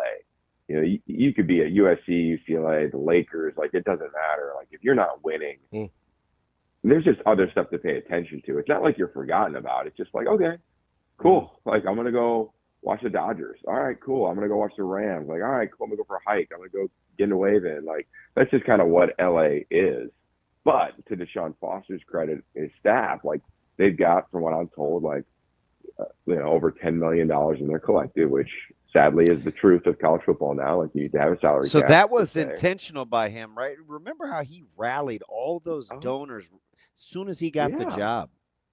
Well, I mean, if you don't have that, you don't have a chance, right? Like, you just don't have a chance in this era. And now we're going to, enter in revenue sharing. So, like, the LA schools have been, to me, like, behind some of these other schools around the country when it comes to, the ability to pay your players through your collectives, et cetera. But now both SC and UCLA are up to speed for this offseason. I mean, they're going to come out with some heat. And then you add in LA, you add in the Big Ten, you add in the market, you add in the opportunity at UCLA and SC really to play early. I think Deshaun is in a really advantageous position. You look at what the school did to him is they bet on him. They took a gamble. I think he's building a program that's reflective of that. So LA, 3-star players everywhere, 4-star players everywhere. LA, make it the place. And they've tried to do that. They've had over 3,000 recruits visit that campus and go to practice since he's taken the job, which is a lot of people. Yeah. So they've really opened up the doors to UCLA in a different way. And I think when you have an alum, you have, an elite Hall of Fame player from that place. You have a staff that's got notoriety, and now you're having success. Like, it's a really cool story to sell. Like, I was even talking to some of their staff about it yesterday. Like, here you are mid-November, signing day's less than 3 weeks away. Like, you are just pushing. Like, look what happens when you give us some time. I mean, these guys, weren't even together for a full week as a staff before spring ball started. Like it was kind of like Jed Fish at Washington. Like the calendar just was not in their favor the whole year. So you kind of survive year one, and then you get going, and they're ending year one with a tremendous amount of momentum and an opportunity to get to the postseason. With Dana Holgorsen and what Nebraska's going through, and you just left here after UCLA, would you rather be giving press conferences as Lincoln Riley, or would you rather be giving press conferences with Matt Rule? Oh, I don't know. I'd say Lincoln Riley, I think. Is it because they're at home or because of the situation they're in, or? That's tough. I mean, they just got hit with like an interesting, violation yesterday. Yeah, I saw that. Sure. A news dump late.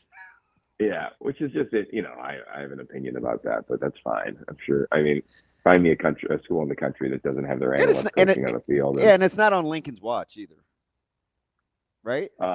No, I think it was. Yeah. Okay. I thought it was 22. I thought it was 22. Oh, maybe it was. Yeah, maybe it was. I'm not sure. Good call on the detail there. I would say this. For USC and Lincoln Riley right now, he like Matt Rule has, I think, been really steady amid this, and I think that's the biggest thing that you want. I think, why would I want to wake up in LA? Because Lincoln Riley lives in Palos Verdes, overlooking the ocean. So I'd probably pick that if I had to do a press conference. No offense, I love my time in Lincoln, but I love the ocean dramatically. So I'd probably go in that regard. But I think this game this weekend is going to be one that's got a ton of storylines. I would love to call this game, right? You've got all the shakeup in Nebraska that I'm sure you guys have talked about for 2 weeks now. Yeah. You've got, quarterback shakeup at USC. I'm not sure the latest on Dylan Raiola after being banged up in the game that we called 2 weeks ago. I mean, there's just tons of storylines. Both teams dramatically need a victory, right? You've got the chasing 3 element for Nebraska, trying to get to a bowl game, of course. So USC, I mean, there are very few teams that have had that share of, tough luck in games. It's ironic that there are a bunch of them, right? Kansas was like that. Cal has been like that. USC has been like that in terms of just tight games where it hasn't gone their way.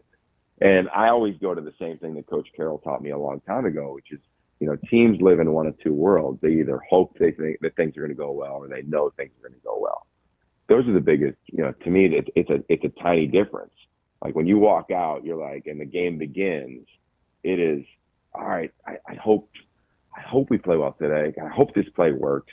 Or even when it doesn't, you're like, hey, give me the ball back. I know we're going to drive the ball down the field. And I think both of these teams, I would imagine both of their psyches are relatively fragile right now. I'd probably imagine both of them live in the hope category versus probably what they felt, after Colorado game or after the LSU game early on in the season. Both of these teams are as confident and convicted as I think you've probably seen in the country, right? And all of us were into that and bought it and saw it. And I called an early game at Nebraska, and I felt like, yeah, this thing is coming. And I still am a huge believer in what Coach Rule is doing and, what Lincoln Riley's doing. I think they're perfectly, fit for their respective jobs, big jobs, as you all know. And part of that is navigating this adversity. And I think both of them have such a pulse on their teams. It's always fun for me to watch their press conferences because, they're talking through the media to their team. Or when you call a game, sit. You sit. I sat with Matt Rule for 90 minutes before the game. Like he's to me probably one of my favorite parts of being in the Big Ten. Yeah, being around a guy like that every time we have a game. I mean, he's been nothing short of absolutely phenomenal to us as a TV crew. And I've known Lincoln for a long time, and he's been the same. Yogi, last thing for me here. You mentioned, ironically enough, earlier installing an air raid in a couple of afternoons. Nebraska appears to be doing something similar. I know Coach Rule says he's not going full air raid, but kind of with that premise, like how practical do you think it is to bring in a guy who wasn't here over a bye week and have him being the guy that's going to be calling plays on Saturday? I'm intrigued by it. I'll say that. If you're going to try to install any type of new scheme or wrinkle, this would be the one to do. I've studied the air raid as much as probably anyone you guys have had on. And just because Mike Leach was a dear friend, so I was there all the time. And then you add in like the Graham Harrell element or, the USC element. Like I I've seen all this. And the number one thing, and I have like a full-on air raid document to detail the offense. And then the top of it is what every air raid, coach who's come from that tree says, is that it's a philosophy and not a scheme. All right, the philosophy is based on timing and spacing. It's finding green grass and maximizing personnel. And then it's what are you about, right? Lincoln Riley's run game is insanely different than what Mike Leach's run game was like. You kind of look at the tree, you look at Cliff Kingsbury, his style of play in this offense is much different than I think what I've seen from a lot of guys that have come through that tree. And I would imagine Dana Holgers was the same. Like, I haven't studied his version of it. I just haven't had a ton of crossover in my career with the way that he does it. But what it's going to do is it's a pure progression system, meaning the quarterback does not have to read coverages. So Mike Leach has historically said to many of his quarterbacks, and not every one of his quarterbacks, quote, "Don't be a blank and blank coverage scientist." Don't be a coverage scientist. And that was his whole thing. Like, I don't want you going to the line of scrimmage and saying, all right, it's too high, and I anticipate this linebacker rolling here and this defensive end dropping here. And I think that can be hard sometimes for guys that are really analytical. But it helps eventually when you get through that. So you're trying to just get the ball out of your quarterback's hands and get moving. And almost like you're playing in the backyard of like, hey, he's open, throw it to him. Right? I mean, I've heard so many times where I've gone into quarterback meetings and, the fourth year, veteran is saying, Coach, I don't know if I should throw this hitch here. The corner's kind of rolled up. And then the freshman rolls in and he's like, why'd you throw the hitch? And he goes, well, he was just open. and that's a true story. That's a true story from JT Daniels and Keaton Slovis under Graham Harrell at USC. Yeah. And I mean, that is how you have to play. So, I think it can be freeing. That's the idea for Dylan Raiola, is like get to the line of scrimmage and, you don't want to think a lot. I think you saw that in our game, right? Right. Like Malloy and UCLA did early on. Like, this offense, was challenged dramatically. In the second half, you saw half roll, getting the ball really fast. Like, you found the offense, at least 5-6 snaps where you found a little bit of a rhythm offensively. And I'm a big fan of, Coach Sapp's offense. Like, it was fun for me to study. I think it has a bunch of different answers built into it. But it's, it's more probably pro style than what they're going to do right now. Yeah. I'm just so intrigued to see how much really changes. Like, does the language that, the quarterback room has been studying, the offense has been saying for now, a couple years, I don't know if you totally can change what you call slide protection. Try to call it the same thing. So how does Coach Holgerson adapt? Like, those are all the things that I think you probably have to figure out within 2 days before you even talk to the team, because those are going to be the questions. Players at every level want answers. And I think that's, the biggest thing they're going to have to provide. And again, I'll be curious, like, they come out and is it crazy tempo? Is it 5 wides and they're running, versions of, the air raid as you referenced? Like, I don't know, man. Like, I doubt Gant and Lynn knows either. So I'll be curious to see what they do defensively. Like, at the end of the day, Nebraska's struggled protecting. When you really look at their last handful of games and, the pressure and where pressure came from. And Gant Lynn and USC is as, they're very creative compared to what you saw at UCLA, like very similar. Like, Tyke Malloy coached for Denton Lynn. To think those two haven't talked over the last 2 weeks, I think is crazy. Like, I'd imagine UCLA DC has connected with the USC defensive coordinator and gave him some thoughts and ideas about, whether it's scheme, personnel, or even game plan. Yogi, really appreciate the time. Appreciate you squeezing us in, boss. If you're up for it at some point in the offseason, would love to just have a Mike Leach conversation with you, because I'm a huge fan. So maybe we can get that on the schedule sometime, but really appreciate it. Are you guys coming to LA? Yes. Oh, let's go. When are you coming out? Well, that's the thing. I should be flying out with the team like I normally do, but I have a high school game that Friday night. So we're processing, Yogi. We're processing. That's his humble brag's way of saying he's taking a PJ out Stop there. Stop. No, it's not. Yogi, No. Are you flying back with the team? Are yes. you going to get a little time in the sun? Oh, man, you're not even. I know. All right. Well, I recommend an early wake up. Hey, so Danny K's or Rocco's for the fan base? What are you thinking? Either, neither? Is there Husker bar? Yeah, I don't know. That's a good question, too, guys. I mean, I don't know. I would wake up at 6 a.m. and I would find my way to Venice Beach. That's what I would do on. Yeah, you have the day off. be in Chicago. I'll be doing. Oh yeah, studio, you're in brother. studio. That's right. Yeah, No game. Yeah. Well, either way, it's good for the soul. You know, get a little salt water on you. But let me know. I mean, you guys probably know more. Why don't you tell me what's going on with them? I don't know. I have to hit you up later. Yogi, we appreciate it. Thanks, Yogi. We'll talk to you later. All right. Bye, guys. That's Yogi Roth from the Big Ten Network. Good stuff there. Oh, we are gonna have to get him on to have just like a Mike Leach nerd out session. He's really good. No, incredible, really good stuff. I probably wasted his show prep just talking scheme. Like he's one of those guys that can legitimately talk scheme. Yeah, which I think is good. And I don't listen. You don't have to call a game and like know the sport in and out, but like if you're gonna do. Yeah, I mean, it can help. It helps. Yeah. Well, it's not like I thought, and I guess it's different for play-by-play, right? Because I don't think Vin Scully was like Willie Mays. But, yes. Yeah. Play-by-play is a little different. Yeah, I listen to people all the time that call a sport that I have no idea what's happening. No. Yeah, that's why I listen to basketball people. Probably can't even dribble, but it's fine. Yeah. Right. It's like, but color, I'd like. Right. Somebody You'd like a little insight there. Yeah. That's why I haven't called a ton of games, but I'm dramatically more comfortable on a basketball broadcast just because that's where I've lived. Yeah. Right. Like that's the place where I know what I'm saying and can be convicted in what I'm saying in a way that is just thought you may get into that a little bit with some of the downside of pluses because sometimes you get it's like what do you mean? Kind of bare bones, like watching games on plus. Yeah. It's I don't mind that honestly. And there's some of them the broadcasts are really not bad.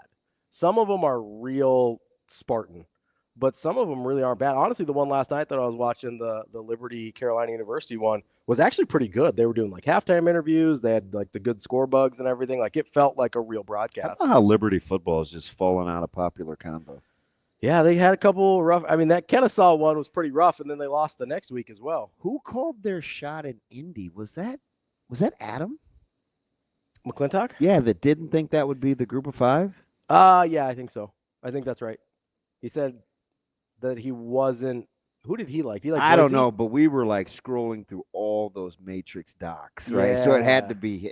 Yes, him. it was either him. He either liked Boise or I wanted to say maybe Appalachian. Somebody we talked to liked Appalachian State. Yeah, and I can't remember if it was him or somebody else. But no, that's super good stuff from Yogi. We'll have to get him back on because we can nerd out a little bit and feel like I get a little bit smarter with him. So I like that. I get to go back to Nebraska City, where the question was asked to me a couple of weeks ago, not even this week, a couple of weeks ago about man beaters and changing the check with me's in the passing game. Where I told you I was kind of explaining like not all passing games are created equal. Yeah. Sounds like they're going back to the version that the questioner asked me about with quick game being slants and outs as opposed to.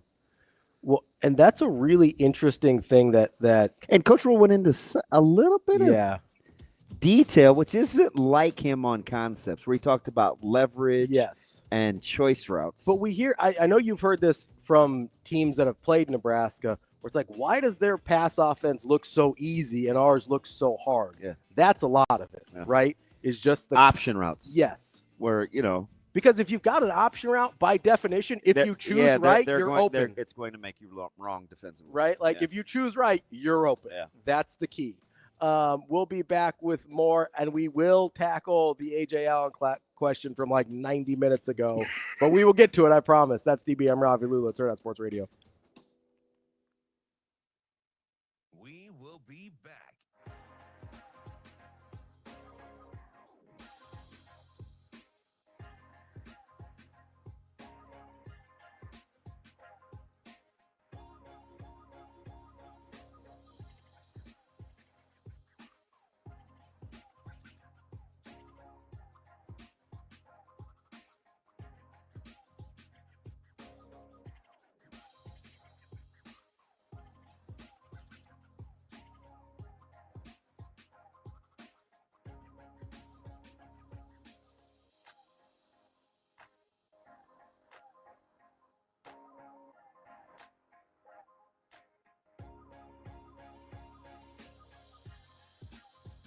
We will be back.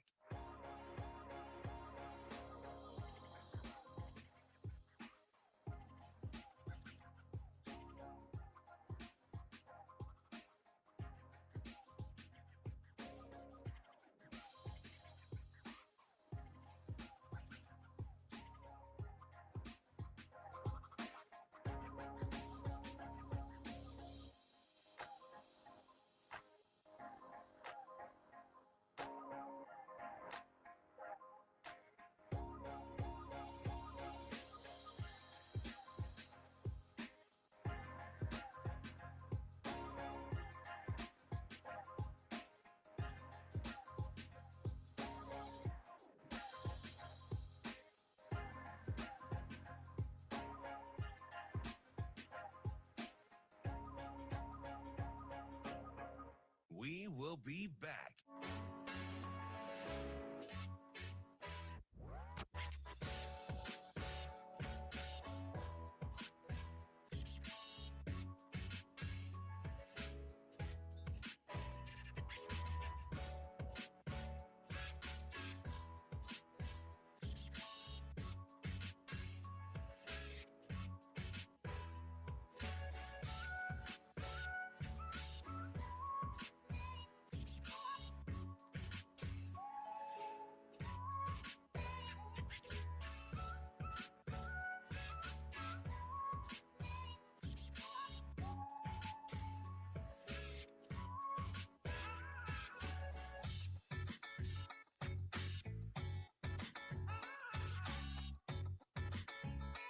We will be back.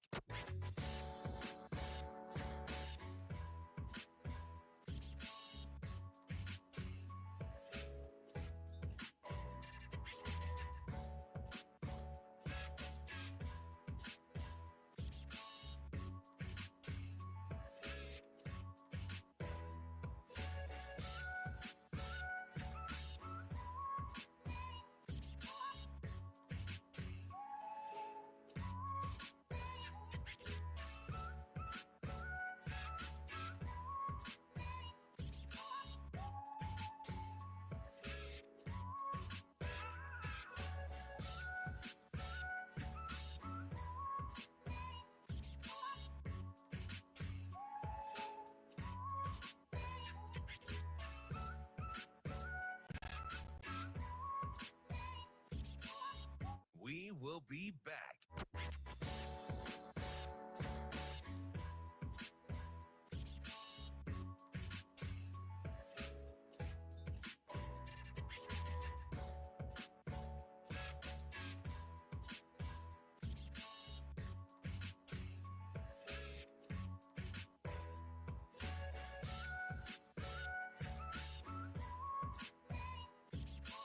We will be back.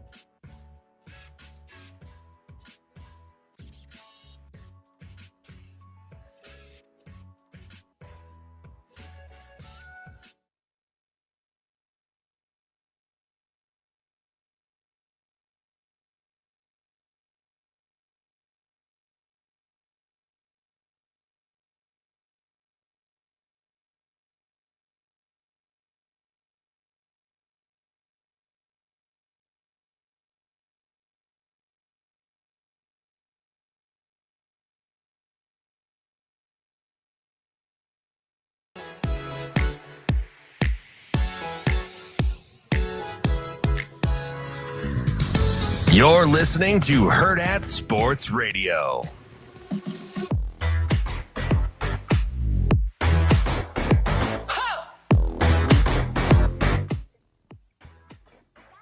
Welcome back to Hurrdat Sports Radio, AM 590, ESPN Omaha, ESPN Tri-Cities, KFOR in Lincoln. That's DBM Ravi Lulla here at Hurrdat Sports Bar and Grill. It's not me. You're not DB? It's not me. Who are you? It's an imposter. Well, that's fine. It's time for Bet On It, brought to you by War Sportsbook, the best place in Nebraska. Place your sports bets. Make sure you get out to the casinos in Lincoln and in Omaha. Get out there. You can do your straight bets, your parlays, props. You can do all sorts of stuff. Mike Kanye, it's not really me. It's not really you? No, if you see me, I'm somebody else. Who are you today? Where's the real you? Are you at War Sportsbook? Yeah. You placing some bets? Probably Let's go, baby. Probably gonna order some food with your $40. I'm waiting. I'm waiting for you to cash in. Everybody tells me they have good food. Or you could go take the $40, put it on a game, see if you can. What do we like? That. What do we like? What do we like today? That's an interesting question. What do we like today? There's nothing great. Yeah, I'm not feeling a ton of what's happening today. Yeah. But here's a question I would like to bet on. What's that? Is the question that our guy Wyatt asked us That's earlier hard in the one. show. It is a hard one. Yeah. There's no free money, even when I think there is. So The question to reset here was A.J. Allen, who was at Nebraska, transferred to Miami. He's had a few moments at Miami, but he's gotten kind of buried on the depth chart a little bit there. And the question was, do you think he would be better off at Nebraska or did the right thing in transferring to Miami? Mm-hmm. And you were a big A.J. Allen guy. Yeah, I am a big A.J. Allen You liked the way he ran the football, right? I did. Would you, before we get to did he make the right move or not? Well, clearly he did because he made it, so it's his. That's not always true. You can make it your own and still be a bad idea. Yeah, but he's got to own that. That ain't for me to own. I mean, I can still own it, but it's still a bad decision. Yeah, it's called perspective. He gets his own. I own the first marriage. Doesn't mean it was a good idea. Touche. But you're sitting there. You go, okay. If he's still in the room at Nebraska, do you like him stylistically? Yeah, he would, I think. In a way that maybe some of the other backs have struggled. I do. But now he's still got to run under the same confines, right? The reps. Right. He would just be one more mouth to feed. Do you think he's a little more instinctive? Yes. So that, I think, would help here a lot. I mean, maybe. Because if we're talking about what we talked about yesterday, right? If you're having an issue with certain not getting enough reps, one of the things that can overcome that is being a really instinctual runner. Mm-hmm. So that his particular skill set, I think, would actually be really useful here. Yeah. Whereas another guy that's really talented, but maybe he's more of a work up a lather guy, mm-hmm. would not do as well here, even if there's talent is relatively equal. It's interesting that he's just not playing a ton. Yeah, I think it's a little strange. You know, I don't know about his health, but I mean, he had the big ones against A&M, Florida mm-hmm. A&M, and Ball State early, but I mean, he's less than 200 yards on the season, so I don't want to extrapolate too much. And he had a little bit better last year. What did he go for? I thought it was like 450. I might be off on that. I'm trying to bring it up. My surprise, my internet's not working again. 580, maybe. Maybe a little more. Maybe it was a little more. But anyway, yeah, it's not like it's not a huge number. Yeah, it's not eye popping. So I don't know. But the reason that question was interesting to me is because I liked it. Yeah, I mean, he met your eye. Yeah. Right. Yeah. Because you have a very specific thing you kind of look for with running backs. So, but I don't. I mean, that's not the answer to. No, you don't stick him in this running back room and all of a sudden. Because I still think some of the things that we talked about with Schaefer, which, by the way, was 360 last year, was pretty good. Schaefer? Yeah. Yeah, Schaefer is not bad sometimes. Like that. I just like the nuances within the conversation about reps versus the number of plays versus, being good at a little versus being okay at a lot. Mm-hmm. I think I'd rather be good at a little. Yeah, somebody asked me something a couple weeks ago, and it was I think I was either. Which is maybe my issue with Cooper Flagg, but anyway, go ahead. Hot take. When I was talking quick game versus what we'd actually call a screen game and stuff like that, and then not get into minutia. And I was in the booth, and I either come out for halftime or the quarter or something like that, and I was talking to one of the former players, and I was just like, man, if Fedoni would only get vertical. Mm-hmm. Right, as opposed to kind of getting lateral and going along the sidelines, just get vertical. And he looked at me, and I won't give him up. I mean, he can share if he wants, but he's like, yeah, I mean, maybe you shouldn't ask the guy that's coming off 2 ACLs to do that. Mm. And it's the first, like, literally. I mean, I think about it a lot, but that's the first time. Kind of like the E.J. Barthel question a couple weeks. Like, you think I would think about a lot of things that have never really come up before. Sure, yeah. I mean, there's a lot out there. That had never come up before. Like, why would you put him in that position to have to make that move? When you've got some other guys. Yeah. And I think he's better at other things. So, I think he is pretty good at getting down the seam. Those intermediate routes, he's hard to tackle in the open field. But I think that is the problem. He's hard to tackle in the open field. So it's like, get him the ball in space and let him go. Right. Just not laterally. But like those two things aren't created equal, they don't right? They don't have to be lateral. You can get him in space vertically as well. Because being hard to tackle is not a universal thing. So like Ja'Cory Barney is hard to tackle in a different way than Thomas Fedoni is hard to tackle. Right. So it just got me thinking, because the question was rhetorical. Mm-hmm. right? Like, well, why would you have a guy coming off a couple bust ACLs? So I wondered, I'm like, fudge, could I fast forward to today and think, you know what? Maybe you'll see different guys, similar concepts, but we'll be playing to their strengths more. Yeah. I think that's fair. Because that's a legit, that's why that's one of the reasons you kind of make the move, right? Especially if we've talked about like, hey, it's a good concept, all but the maybe things not that with that coach, guy. that Coach Rule said. Yeah. When he's like, we do 95% pretty well. These are some things we need to tweak. And we heard Yogi say, and believe me, Yogi's not going to say, like, if he doesn't think there were good offensive concepts, he would say, no, he doesn't owe anybody anything. No. And you can't lob him softballs. No. Like, he's like, I don't know. He's going to answer. Yeah, he's going to answer, right? Yeah. So. And we didn't lead him into Satterfield at all. Now, and maybe those things will come to fruition. Well, you'll see similar plays, just different people doing it. Yeah. But I do think, and I said this earlier, I still think, especially offensively, it will be people that you've seen do it before. Yeah. Just maybe, or play before, I should say. Yeah. Right? So you don't think you're going to have, like. So maybe there is more Barney. Yeah. Maybe there is more Lloyd. But probably not rolling out like Malachi Coleman at this point. Right. Yeah.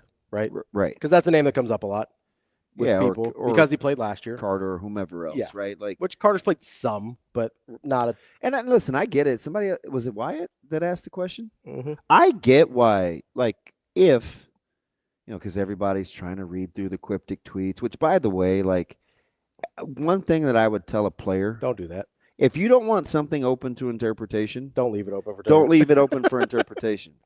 But they do want it open. But if you do want it open for interpretation, then be ready for by all means, and be ready for the blowback. Just don't want, Don't be like, whoa, I can't believe people read into that. Yeah, you can. Like, because that was your intention.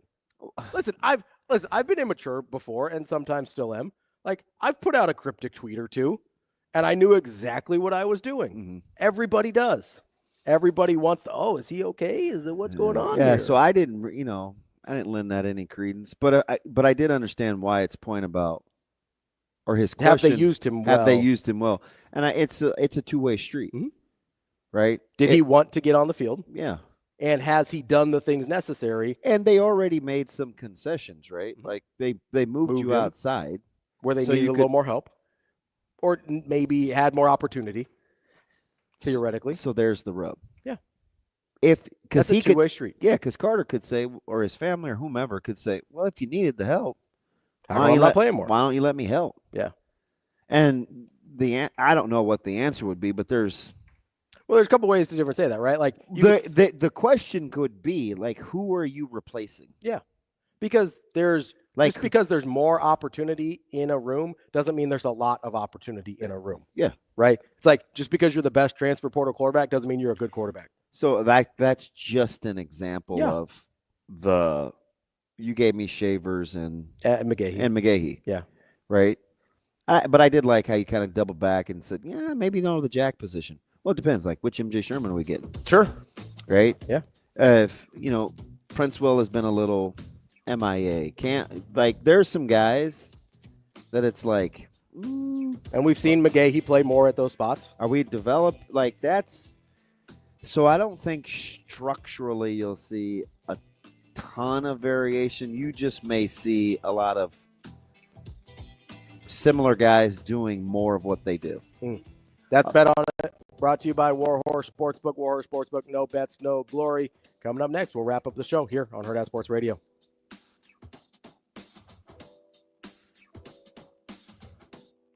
We will be back.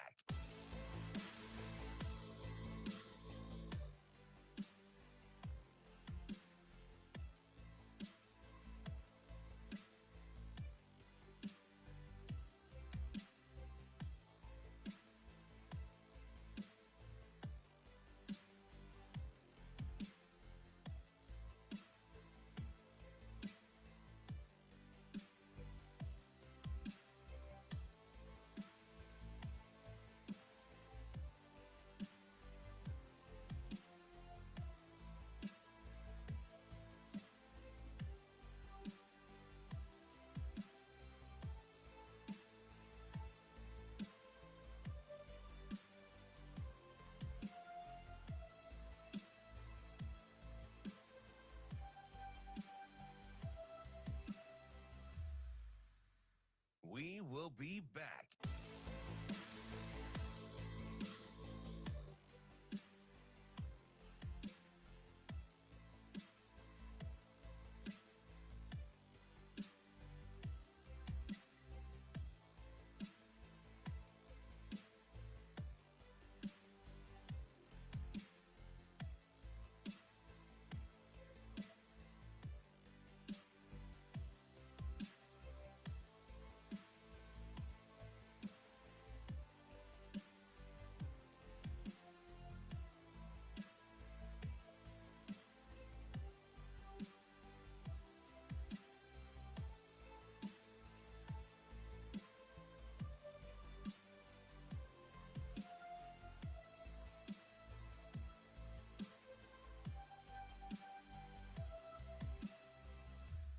We will be back.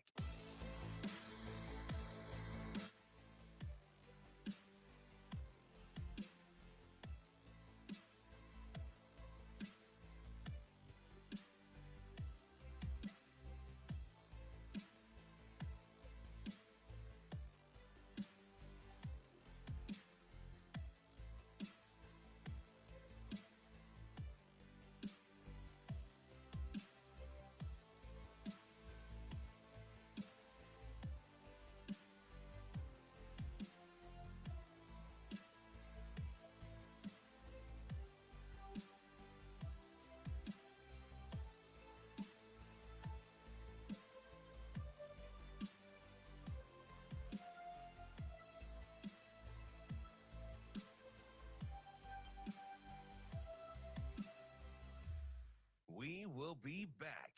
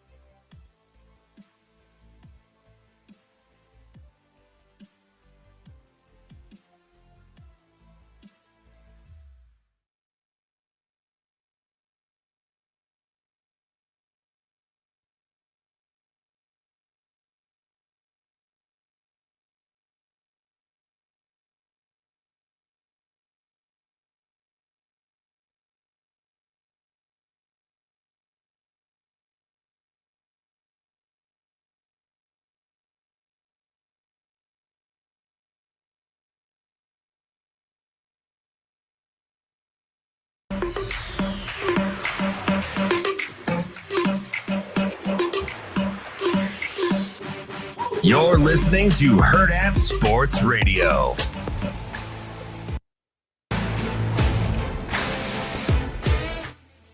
We're back here on Hurrdat Sports Radio, AM 590, ESPN Omaha, ESPN Tri-Cities, KFOR in Lincoln. That's DB. I'm Ravi. Lulla. We're live on Twitter, Facebook, YouTube, and reminding you to get out to unionomaha.com to get your tickets for this Sunday's championship match at 2 p.m. at Warner Park. Your Union Omaha will be playing for the USL League One Championship. Get to unionomaha.com for tickets today. DB. Yes. Different kind of professional football that I want to talk about. Yeah. I like the NFL, as you do as well, I'm pretty sure. Yeah. Big football guy? Yeah, I like all sports. Football's a good place to start. You do like all sports. I do. It is kind of ridiculous. Not in like a bad way, but like I think I watch a lot of sports. And then you're like, hey, did you watch the college women's field hockey championship? I'm like, no, DB, I didn't. And I'm not going to. Yeah, it's fine. The number of conversations we have, it's like, no, I did not watch the. I asked you one this morning. I can't remember, but I knew I was like, I couldn't put it. I couldn't put it back as soon as it came out. It's like, no, I did not watch the Norris JV game last night, DB. It's not a thing that I'm going to do. My bad. But I do watch the NFL. I watch the NFL a good bit. And I wanted to ask you kind of some would you rathers with some NFL teams. And I'm going to start. I've got two different categories. I've got bad teams and I got good teams. Okay. Or perceived bad teams and perceived good teams. Okay. Okay. Let's start with, you want to start bad or good? Bad. Okay. That's where I wanted to start anyway. Bad teams. Would you rather be the Panthers? Yes. Or just over everybody? That's the bad team you want to be more than everybody? No, that's okay. who I signed with. So you got a little bias. Panthers or Jets? Who would you rather be? Panthers. Okay. Even with Gettleman. I'll take the Panthers. Panthers or Giants? Giants. Why? Better foundation. I mean, I'm going to have to go find a quarterback, but that's about the only thing you're worried about in. Yeah. And you still like Dable. Yeah, even though I don't think he's going to have that job. No, but you think he's a good coach. Yeah. If he survives that for some reason, you think you're in a good spot. Yeah, I'd rather be the Giants. Okay. Panthers or Bears? I'm going to say the Bears because they have better pieces, but that's a dumb franchise. That's a really dysfunctional franchise right now. Yeah. Like, you fired your OC knowing you had Caleb Williams coming. Yeah. You shouldn't have hired that OC. But, Bears have better pieces. Is as dysfunctional a front office, though. 100%. Panthers or Patriots? Patriots. Why? Do you like Drake May? Better ownership group. Fair. Yeah. And Drake May's been looking okay. Yeah, when he's healthy. Yeah, like he's looked all right. Yeah, which I think is the guy most people had the most questions about. I'd rather be the Patriots. Would you rather have Drake May than Bryce Young?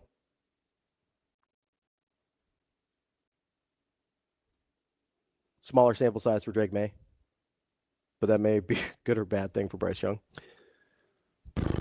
You'd think that would be easier for me to answer. I don't think it is. I'm watching Young the last couple of weeks.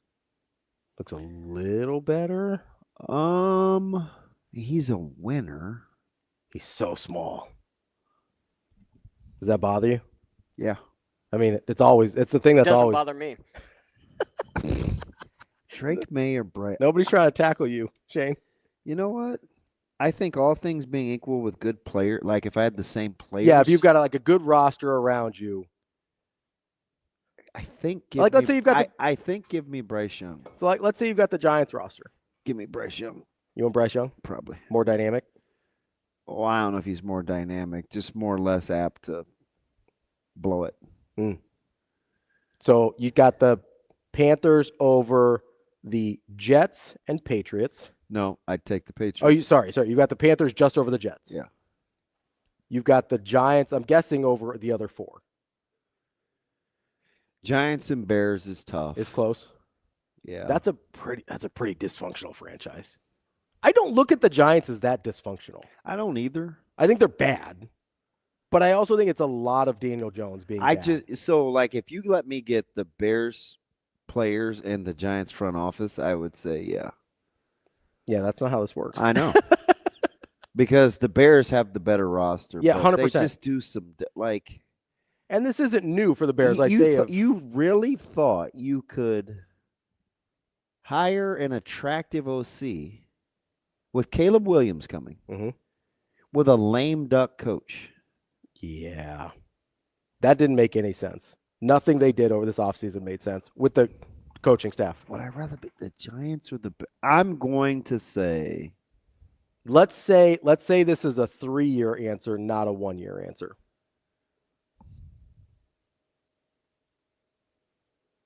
Boy, that is tough. I will say the Bears. Really? Yeah. Because I think the longer you make the time frame, the more I choose the Giants. So I think the longer you make the time frame, the more you can get the right front office. The more you bet on Caleb Williams. Yeah.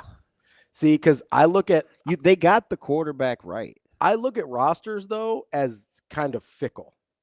Like I would rather have the structure of a franchise. The Bears have more good players right now. 100%. Even though they have Tibbs, 100%, Burns, and Dexter Lawrence, and Neighbors. The Bears have a better roster. I 100% agree with you. And the Bears aren't old. No, but rosters to me are just more in flux. generally, especially in the NFL. But Although they're pretty young. I think you can change the front office before you can change your roster. I would rather ride with a good front office and let them figure out the roster. But over 3 years, then I should win. Yeah. If I'm the Bears. What if I give make me it 5 years? I probably still have to take the Bears. Because that's why I said the longer you give me. I can change the front office in a year. You can't do that with your roster. Here's the other thing that I'm worried about with the Bears, because I don't know. I get this. Now, historically, like if so, what I'm talking about historically is the Bears have been stupid no matter who the front office is. No, they're cheap. Sure, cheap is a better word than stupid. You're like right. That's like Yes. they're cheap, and the Giants aren't really. So that's the only thing that gives me pause. Yeah. Okay. But yeah, I also know that it's been 80 years since the Bears have developed their own quarterback. So am I really going to hold out hope? Well, yeah. I mean, are you really going to hold out hope that they don't screw up Caleb Williams? He would be defying monumental historic odds to be good, to end up being good. Yeah. That's why. I mean, I think it's the history of the Bears that make it really hard for me. Because I can look back and look at Giants rosters and be like, they figured it out. They figured it out here. Like, I still think I would say Bears. Interesting. All right, let's move to good teams. Let's start with your Steelers. Are you taking the Steelers? Or let's stay in division, the Ravens. I'm taking the Steelers. Because that Ravens defense scares you. They're not good. I mean, these teams, like the Ravens are going to get their big plays this week. I know they will. Mm-hmm. But this is the first time I think the Steelers can actually match them. Here's an interesting one, I think. Steelers or Vikings? Steelers. Okay. The Vikings were a little fraudulent on their start. Yeah. Okay, I'll buy that. Let's switch gears here then. We'll leave the Steelers out of it. Vikings or 49ers?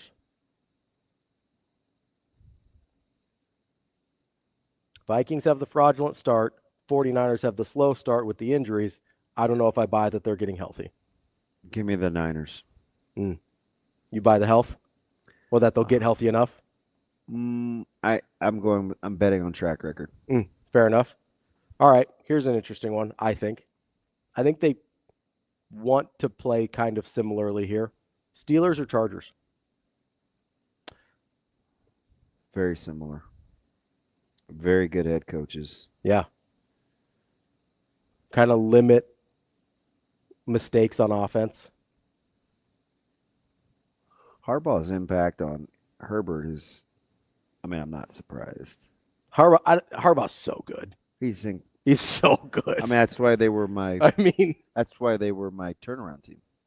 I thought it was Commanders. Commanders was your turnaround team. I took one in each division. Oh, that's right. That's right. The Chargers were mine. Yeah. I thought they could go worse to first because I thought and I said if it wasn't for anybody but having the Chiefs in their league, I would have taken them in the league. Which is funny because the Chiefs have been almost exactly what I thought they've been, except for they win every game. How many one-score games have the Chiefs won in a row? I don't know, but it's 4 walk-offs this year. They've won 4 games on the last play. I think they've won like 9 consecutive one-score games. Mahomes is the only player in NFL history with a winning record when he's been down by 10. That's so dumb. Yeah. But they're almost exactly who I thought they'd be. They just all the walk-offs have gone their way. They got a big one this weekend. But Chargers or Steelers?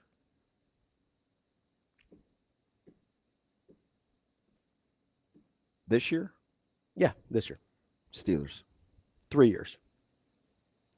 Maybe the Chargers. Yeah, because Herbert's a little more dynamic. Quarterback's in place, and you've got a really good head coach. Yeah. Not that he's better than Tomlin, but I don't know who's pretty close to an equal. I don't know who's going to be playing quarterback for me in 3 years. Yeah, and you do with the Chargers. I probably would take the Chargers. I don't like this game. Last one. No Steelers in this one, so you like it a little bit better. 49ers or Chargers?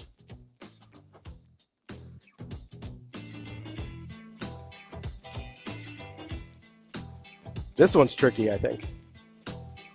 Reluctantly, I'm going to take the Chargers. Yeah, I don't blame you. I really don't. I'm going to take the Chargers. I think I take the Chargers both this year and over 3 years in that scenario. The 49ers are getting old. I think that was a really fun game, DB. It's hard. That's because I didn't have to answer any questions. Yeah, a little sweaty. That's DB. I'm Ravi Lulla. We'll be back with more Hurrdat Sports Radio tomorrow.